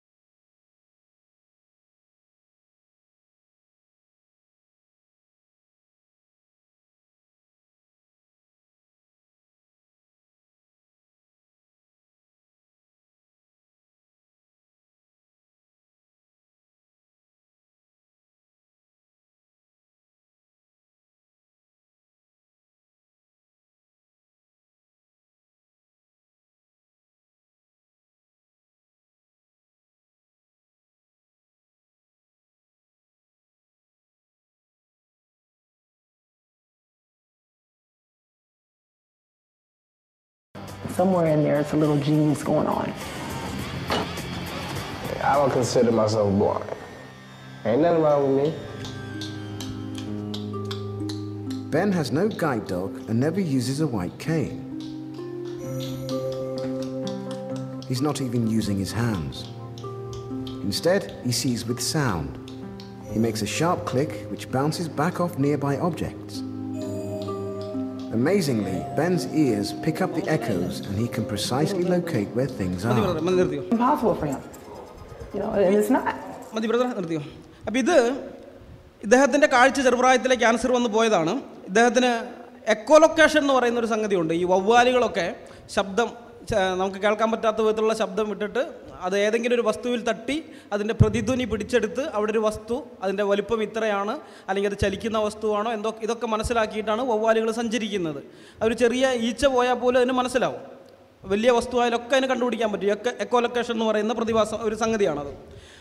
ആ കാര്യം ലോകത്ത് ഇതുവരെ അറിയപ്പെടുന്നതിൽ ഈ കുട്ടിക്ക് മാത്രമേ അത് കിട്ടിയുള്ളൂ. ഇവന് ചെറുപ്രായത്തിൽ ക്യാൻസർ വന്ന് കണ്ണുപോയി, പിന്നെ എക്കോലൊക്കേഷൻ എന്ന് പറയുന്ന സംഗതി കിട്ടി. അതോടുകൂടി നമ്മളൊക്കെ സാധാരണക്കാർ ചെയ്യുന്നത് പോലെ തന്നെ അദ്ദേഹത്തിന് ജീവിക്കാൻ പറ്റി. പിന്നെ മരിച്ചുപോയി, ക്യാൻസർ വന്ന് പിന്നെ മരിച്ചു. സാധാരണക്കാർ ചെയ്യുന്നത് പോലെ തന്നെയുള്ള എന്തൊരു പ്രവൃത്തിയും അദ്ദേഹം പുസ്തകമൊക്കെ എഴുതിയിരുന്നു. അങ്ങനെ ചെയ്ത് ജീവിക്കാനായിട്ട് പറ്റി. ഇനിയുമുണ്ട്, ഇഷ്ടം പോലെയുണ്ട്. ഇതുപോലെ നിങ്ങൾ യൂട്യൂബിലൊക്കെ പോയി നോക്കിയാൽ മതി, സൂപ്പർ നാച്ചുറൽ പവറുള്ള മനുഷ്യരെ കുറിച്ച് കാണാനായിട്ട് പറ്റും. വീഡിയോസ് ഇഷ്ടം പോലെയുണ്ട്. അപ്പോൾ നമ്മൾ പറയുന്നത് ഇത് മനസ്സിലാക്കണം, ഇതിൻ്റെയൊക്കെ വീഡിയോ ഇപ്പോൾ ഉള്ളത് കൊണ്ട് നമുക്ക് ആർക്കും ഇതിൽ സംശയമില്ല. വീഡിയോ ഉള്ളതുകൊണ്ട് നമ്മൾ ഇതിനൊക്കെ അംഗീകരിക്കാം, കാരണം അവിശ്വസിക്കേണ്ട കാര്യമില്ല. പക്ഷേ ഇത് വർഷങ്ങൾക്ക് മുമ്പ്, 2000 വർഷം മുമ്പാണ് ഇവരെല്ലാം ജീവിച്ചിരുന്നതെന്ന് വിചാരിക്കുക. ഇപ്പോഴൊന്നുമല്ല, 10,000-2000 കൊല്ലം മുമ്പ് ജീവിച്ചിരുന്ന ആളുകളാണ്. അന്ന് വീഡിയോ എടുത്ത് വയ്ക്കാൻ സൗകര്യമൊന്നും ഇല്ലാത്തതുകൊണ്ട് എന്ത് ചെയ്യാൻ പറ്റുകയാണ്, ദൃക്സാക്ഷികളായ ആൾക്കാരെ എഴുതി വയ്ക്കുകയാണ്. ഇതിലിപ്പോൾ ഏതെങ്കിലും ഒരാൾ സ്വയം ഞാൻ ഒരു ദൈവത്തിൻ്റെ പ്രവാചകനാണെന്നൊക്കെ അവകാശപ്പെട്ട് വന്നൊരു മതം സ്ഥാപിച്ചു, ബാക്കിയുള്ളവരൊക്കെ അദ്ദേഹത്തിൻ്റെ ശിഷ്യന്മാരായി. അപ്പോൾ ഇവരെഴുതി വയ്ക്കുകയാണ്, ദൃക്സാക്ഷികളായ ആൾക്കാർ എഴുതി വയ്ക്കുകയാണ്. ഇരുമ്പൊക്കെ തിന്നുന്ന ഒരാളുണ്ടായിരുന്നു, അദ്ദേഹം ഇരുമ്പ് മാത്രമേ ഭക്ഷിച്ചിരുന്നുള്ളൂ. പിന്നെ അദ്ദേഹത്തിൻ്റെ ശിഷ്യന്മാർ കണ്ണ് കാണാത്തവരാണെങ്കിലും യാതൊരു കുഴപ്പമില്ലാതെ ജീവിച്ചു. ഇദ്ദേഹം ഒരു കോഴിയുടെ തല വെട്ടിക്കഴിഞ്ഞപ്പോൾ ആ കോഴി തലയില്ലാതെ 1.5 കൊല്ലം ജീവിച്ചു എന്നൊക്കെ പറഞ്ഞ് എഴുതി വയ്ക്കുകയാണ്. ഇന്നത്തെ ഈ നിരീശ്വര മതക്കാർ ഇത് വിശ്വസിക്കുമോ? അവർ വിശ്വസിക്കുമോ? അവർ വിശ്വസിക്കില്ല. അവർ ആ ചരിത്രരേഖ അപ്പാടെ തള്ളിക്കളയും. ഇത് ഒരിക്കലും സംഭവിക്കുകയില്ല. എക്കോലൊക്കേഷൻ എന്ന് പറയുന്നത് അത് മനുഷ്യനൊരിക്കലും കിട്ടില്ല. അത് വവ്വാലിന് അതുപോലെ ചില ജീവികൾക്ക് മാത്രമുള്ളതാണ്, മനുഷ്യർക്കില്ല എന്ന് പറഞ്ഞൊരു തള്ളു. തലയില്ലാത്ത കോഴി എന്തുകൊണ്ട് ജീവിക്കില്ല എന്ന ഒരു ശാസ്ത്രീയ വിശദീകരണം തരും. മനുഷ്യൻ ഇരുമ്പ് തിന്നു കഴിഞ്ഞാൽ ആമാശയത്തിനകത്ത് അതെങ്ങനെ ദഹിക്കാതെ കിടക്കുമെന്നുള്ളതിൻ്റെ വിശദീകരണം തരും. ഇങ്ങനെ ഓരോ കാര്യത്തിനും ഒരു വിശദീകരണം എടുത്ത് അങ്ങ് തള്ളിക്കളയും. ഇതാണ് ഇവർ ചെയ്യുക. പക്ഷെ അത് ചരിത്രത്തോട് നീതി പുലർത്തുന്നതാണോ? ഒരിക്കലുമല്ല. കാരണം ഇത് സംഭവിച്ചതാണ്, ഇത് ഉണ്ടായിട്ടുണ്ട്. ഇത് ചരിത്രത്തിൽ ഒരിക്കലേ സംഭവിച്ചിട്ടുള്ളൂ എന്ന് മാത്രം, പക്ഷെ ഇത് ഉണ്ടായിട്ടുണ്ട്. അപ്പം നമ്മളെന്ത് ചെയ്യും? സാധാരണഗതിയിൽ സത്യസന്ധമായ വിധത്തിൽ ചരിത്രാന്വേഷണം നടത്തുന്ന ഒരു വ്യക്തി എന്ത് ചെയ്യും? അവൻ അന്വേഷിച്ചു പോകും. ഈ കാര്യങ്ങളെല്ലാം ഇത് നടന്ന ആ കാലഘട്ടത്തിൽ തന്നെയാണോ എഴുതി വെച്ചത്, അതോ കേട്ടുകേൾവിയുടെ അടിസ്ഥാനത്തിലാണോ, പിൽക്കാലത്ത് ആരെങ്കിലും എഴുതിയതാണോ? അപ്പോൾ അറിയാണ് ഇത് നടന്ന കാലഘട്ടത്തിൽ ദൃക്സാക്ഷികളായ ആൾക്കാർ തന്നെ എഴുതിയതാണ്. ഓക്കെ, അപ്പോൾ പിന്നെ അതിനെ നമുക്ക് വിശ്വാസത്തിലെടുത്ത് മുന്നോട്ട് പോകാം. അടുത്ത സ്റ്റെപ്പായിട്ട് നമ്മൾ വീണ്ടും നോക്കും, ഈ കൃതികൾ പിൽക്കാലത്ത് ആരെങ്കിലും തിരുത്തിയിട്ടുണ്ടോ? അപ്പോൾ നോക്കുമ്പോൾ നമുക്ക് കിട്ടുകയാണ് തിരുത്തിയിട്ടൊന്നുമില്ല, അതങ്ങനെ തന്നെ പകർപ്പെടുത്തു പോകുന്നു. ഓക്കെ, നമ്മൾ അടുത്ത ഘട്ടത്തിലേക്ക് കിടക്കുകയാണ്. ഇങ്ങനെ എഴുതി വെച്ചതുകൊണ്ട് ആർക്കെങ്കിലും എന്തെങ്കിലും ലാഭം ഉണ്ടായിട്ടുണ്ടോ? അപ്പോൾ യാതൊരു ലാഭവും ഉണ്ടായിട്ടില്ല. അപ്പോൾ ഇങ്ങനെ ഓരോന്നോരോന്ന് അന്വേഷിച്ച് പോകുമ്പോൾ അതിൻ്റെ തെളിവുകളെല്ലാം ഈ രേഖകൾക്ക് അനുകൂലമാണെങ്കിൽ എന്ത് ചെയ്യണം? സത്യാന്വേഷിയായ ഒരു സത്യസന്ധനായ ഒരു ചരിത്രാന്വേഷി അവൻ എന്ത് ചെയ്യണം? ഈ രേഖകൾ അംഗീകരിക്കണം. അയാളെ ദൈവമായി പ്രവാചകനായിട്ട് അംഗീകരിക്കണമെന്നൊന്നുമല്ല പറയുന്നത്, അതിൻ്റെ മാനദണ്ഡം വേറെ, അത് ആത്മീയതയുമായി ബന്ധപ്പെട്ടതാണ്. പക്ഷേ ഈ സംഭവങ്ങൾ നടന്നിട്ടുണ്ടെന്നത് അംഗീകരിക്കണം, കാരണം അത് സത്യസന്ധമാണ്. അല്ലാതെ ഇതൊന്നും ഒരിക്കലും സംഭവിക്കില്ല എന്ന് പറഞ്ഞ് തള്ളുകയല്ല വേണ്ടത്. അപ്പോൾ അത്ഭുതങ്ങൾ നടന്നതായിട്ട് നമ്മൾ രേഖ കിട്ടുമ്പോൾ ഇതൊന്നും വിശ്വസിക്കാൻ കൊള്ളാത്തതാണെന്ന് പറഞ്ഞ് തള്ളുകയല്ല വേണ്ടത്, അന്വേഷിച്ച് നോക്കണം. ഈ രേഖകളുടെ ആധികാരികത എന്താണ്? ഇത് എഴുതിയത് കൊണ്ട്, സുവിശേഷങ്ങളൊക്കെ എഴുതിയത് കൊണ്ട് ആർക്കെങ്കിലും വല്ല ലാഭം ഉണ്ടായിട്ടുണ്ടോ? ആർക്കും ഉണ്ടായിട്ടില്ല. അവരെല്ലാവരും കൊല്ലപ്പെടുകയാണ് ചെയ്തത്. അവർക്ക് ആർക്കും മെച്ചമൊന്നും ഉണ്ടായിട്ടില്ല. സുവിശേഷം പറയാൻ പോയതുകൊണ്ട് സാമ്പത്തികമായി ഉയർച്ച കിട്ടിയ ഒരാളും ഇല്ല. പൗലോസ് അപ്പോസ്തലനൊക്കെ ഏറ്റവും ഉയർന്ന പൊസിഷനിൽ നിന്ന് താഴേക്ക് വരികയാണ് ചെയ്തത്. അദ്ദേഹത്തിന് നഷ്ടമേ ഉണ്ടായിട്ടുള്ളൂ. ലോകപ്രകാരം നോക്കിയാൽ ലോകപ്രകാരം നഷ്ടമേ ഉണ്ടായിട്ടുള്ളൂ. അപ്പോൾ അങ്ങനെയൊക്കെയുള്ളൊരു കാര്യം നമ്മൾ പരിശോധിക്കേണ്ടത്, ഈ രേഖകളെല്ലാം ആധികാരികമാണെന്ന് തെളിഞ്ഞാൽ ആ രേഖയിൽ പറഞ്ഞിരിക്കുന്ന കാര്യങ്ങൾ ചരിത്രത്തിൽ നടന്നു എന്ന് വിശ്വസിക്കണം, അംഗീകരിക്കണം. അതാണ് സത്യസന്ധമായ വിധത്തിൽ ചരിത്രത്തോട് നമുക്ക് എടുക്കാവുന്ന നിലപാട്. എന്നാൽ ഇവിടെ ഈ നിരീശ്വര മതക്കാർ ചെയ്യുന്നത്, ഇതൊന്നും വിശ്വസിക്കാൻ കൊള്ളാവുന്നതല്ല, ഇതൊന്നും നടക്കുകയില്ല എന്ന് പറഞ്ഞ് തള്ളുകയാണ്. അത് മുൻവിധിയാണ്. അവരാദ്യമേ ഒരു മുൻവിധി ഉണ്ടാക്കി വെച്ചിരിക്കുന്നു. ഈ നിരീശ്വര മതക്കാർ ആദ്യമേ ഒരു മുൻവിധി ഉണ്ടാക്കി വെച്ചു. എന്നിട്ട് ആ മുൻവിധി അനുസരിച്ചാണ് അവർ കാര്യങ്ങളെ കാണുന്നത്. ചെരുപ്പിനനുസരിച്ച് കാല് മുറിക്കുന്ന പരിപാടി. അവരുടെ മുൻവിധിയുടെ തടവുകാരാണ് അവർ. പക്ഷെ നമ്മളങ്ങനെയല്ല, നമ്മളങ്ങനെ ആകാനും പാടില്ല. ഒരു മുൻവിധിയും ഇല്ലാതെ വേണം സുവിശേഷമൊക്കെ ഏത് ഗ്രന്ഥമായാലും. ഞാനൊക്കെ ഒരു കാലത്ത് നിരീശ്വരവാദിയായിട്ട് ജീവിച്ച ആളാണ്. പക്ഷെ ആ സമയത്ത് യാതൊരു മുൻവിധിയും ഇല്ലാതെയാണ് ഞാൻ വസ്തുതകളെ വിശകലനം ചെയ്തിരുന്നത്. അതുകൊണ്ടാണ് ഇത് സത്യമാണെന്ന് മനസ്സിലായി ഇതിലേക്ക് വന്നത്. അപ്പോൾ നിരീശ്വര മതക്കാർ പറയുന്നത് പോലെയൊന്നും അല്ല സംഗതി. നമ്മളിതുവരെ കണ്ടത്, ഇത്രയും നേരം നാം പരിശോധിച്ചെന്ന് മനസ്സിലാകുന്നത്, ഈ സുവിശേഷങ്ങളുടെ ആധികാരികത അത് സത്യസന്ധമാണ്, അത് ചരിത്രപരമായിട്ടുള്ളതാണ്, അത് നിഷേധിക്കാൻ പറ്റുകയില്ല. അതുകൊണ്ട് തന്നെ സുവിശേഷങ്ങളിൽ എഴുതപ്പെട്ടിരിക്കുന്ന, സുവിശേഷങ്ങൾ ഉയർത്തിക്കാണിക്കുന്ന കർത്താവായ യേശു ക്രിസ്തു എന്ന് പറയുന്നത് സമാനതകളില്ലാത്തൊരു ചരിത്ര പുരുഷനാണെന്ന് നമുക്ക് കാണാനായിട്ട് സാധിക്കും. അവനെപ്പോലെ ജീവിച്ച ഒരുവനില്ല, അവനെപ്പോലെ ജനിച്ച ഒരുവനില്ല, അവനെപ്പോലെ മരിച്ച ഒരുവനില്ല, അവനെപ്പോലെ ഉയർത്തെഴുന്നേറ്റവനുമില്ല. അവൻ നിസ്തുല്യനായിട്ട്, ചരിത്രത്തിൽ നിസ്തുല്യനായിട്ട് നിലനിൽക്കുന്നു. അത് നമുക്ക് വിശ്വസിക്കാൻ പറ്റാത്തതെന്ന് പറഞ്ഞ് തള്ളുന്നതിൽ അർത്ഥമില്ല. അത് ചരിത്രത്തിൽ സംഭവിച്ചതാണ്, സംഭവിച്ച കാര്യമാണ്. അതുകൊണ്ട് തന്നെ മുൻവിധികളുടെ തടവുകാരാകാതെ സത്യസന്ധമായ വിധത്തിൽ സ്വതന്ത്രമായ മനസ്സോടുകൂടെ കാര്യങ്ങളെ വിശകലനം ചെയ്ത് ഈ സുവിശേഷങ്ങളിൽ രേഖപ്പെടുത്തിയിരിക്കുന്ന ക്രിസ്തുവിൻ്റെ ചരിത്രപരത അംഗീകരിച്ച്, അവൻ്റെ ദൈവത്വം അംഗീകരിച്ച് അവനിലേക്ക് തിരിഞ്ഞ് രക്ഷപ്പെടാൻ ഞാൻ ഉപദേശിക്കുകയാണ്, ബുദ്ധി ഉപദേശിക്കുകയാണ്. എനിക്ക് ധാരാളം യുക്തിവാദി സുഹൃത്തുക്കളുണ്ട്, നിരീശ്വരവാദക്കാരായ സുഹൃത്തുക്കളുണ്ട്. അവരിൽ പലരും ഇപ്പോൾ ഇത് കാണുന്നുണ്ട്. അവരോടൊക്കെ എനിക്കുള്ള ഉപദേശം അതാണ്: നിങ്ങളുടെ ഇപ്പോഴുള്ള ഈ കുത്തഴിഞ്ഞ ജീവിതം കൊണ്ട് പ്രയോജനമൊന്നുമില്ല. അത് നിങ്ങളെങ്ങും എത്തിക്കുകയില്ല. നിങ്ങൾ ഈ ഇടമറികിൻ്റെ വഞ്ചനയിൽപ്പെട്ട്, അസിസ്റ്റൻ്റ് പ്രൊഫസർ രവിചന്ദ്രൻ്റെ വഞ്ചനയിൽപ്പെട്ട് നിങ്ങളുടെ ജീവിതം പാഴാക്കി കളയരുത്. കർത്താവായ യേശു ക്രിസ്തു സമാനതകളില്ലാത്ത ചരിത്ര പുരുഷനാണ്. അവനെപ്പോലൊരു ചരിത്ര പുരുഷൻ നിങ്ങൾക്ക് ലോകത്തിൽ കണ്ടെത്താൻ കഴിയുകയില്ല. അവങ്കിലേക്ക് വന്നാൽ മാത്രമേ നിങ്ങൾക്ക് നിങ്ങളുടെ ജീവിതത്തിലൊരു അർത്ഥം ഉണ്ടാവുകയുള്ളൂ, നിങ്ങൾക്കൊരു പ്രയോജനം ഉണ്ടാവുകയുള്ളൂ. അതുകൊണ്ട് എൻ്റെ നിരീശ്വരവാദ സുഹൃത്തുക്കളെ, നിങ്ങൾ കർത്താവായ യേശു ക്രിസ്തുവിലേക്ക് തിരിഞ്ഞ് അവനിൽ വിശ്വസിച്ച് ആത്മരക്ഷ പ്രാപിപ്പാൻ ബുദ്ധി ഉപദേശിച്ചുകൊണ്ട് ഞാൻ എൻ്റെ ഈ ചെറിയ പ്രബന്ധം ഇവിടെ അവസാനിപ്പിക്കുകയാണ്. ദൈവത്തിൻ്റെ നാമം വാഴ്ത്തപ്പെടുമാറാകട്ടെ. ആമേൻ.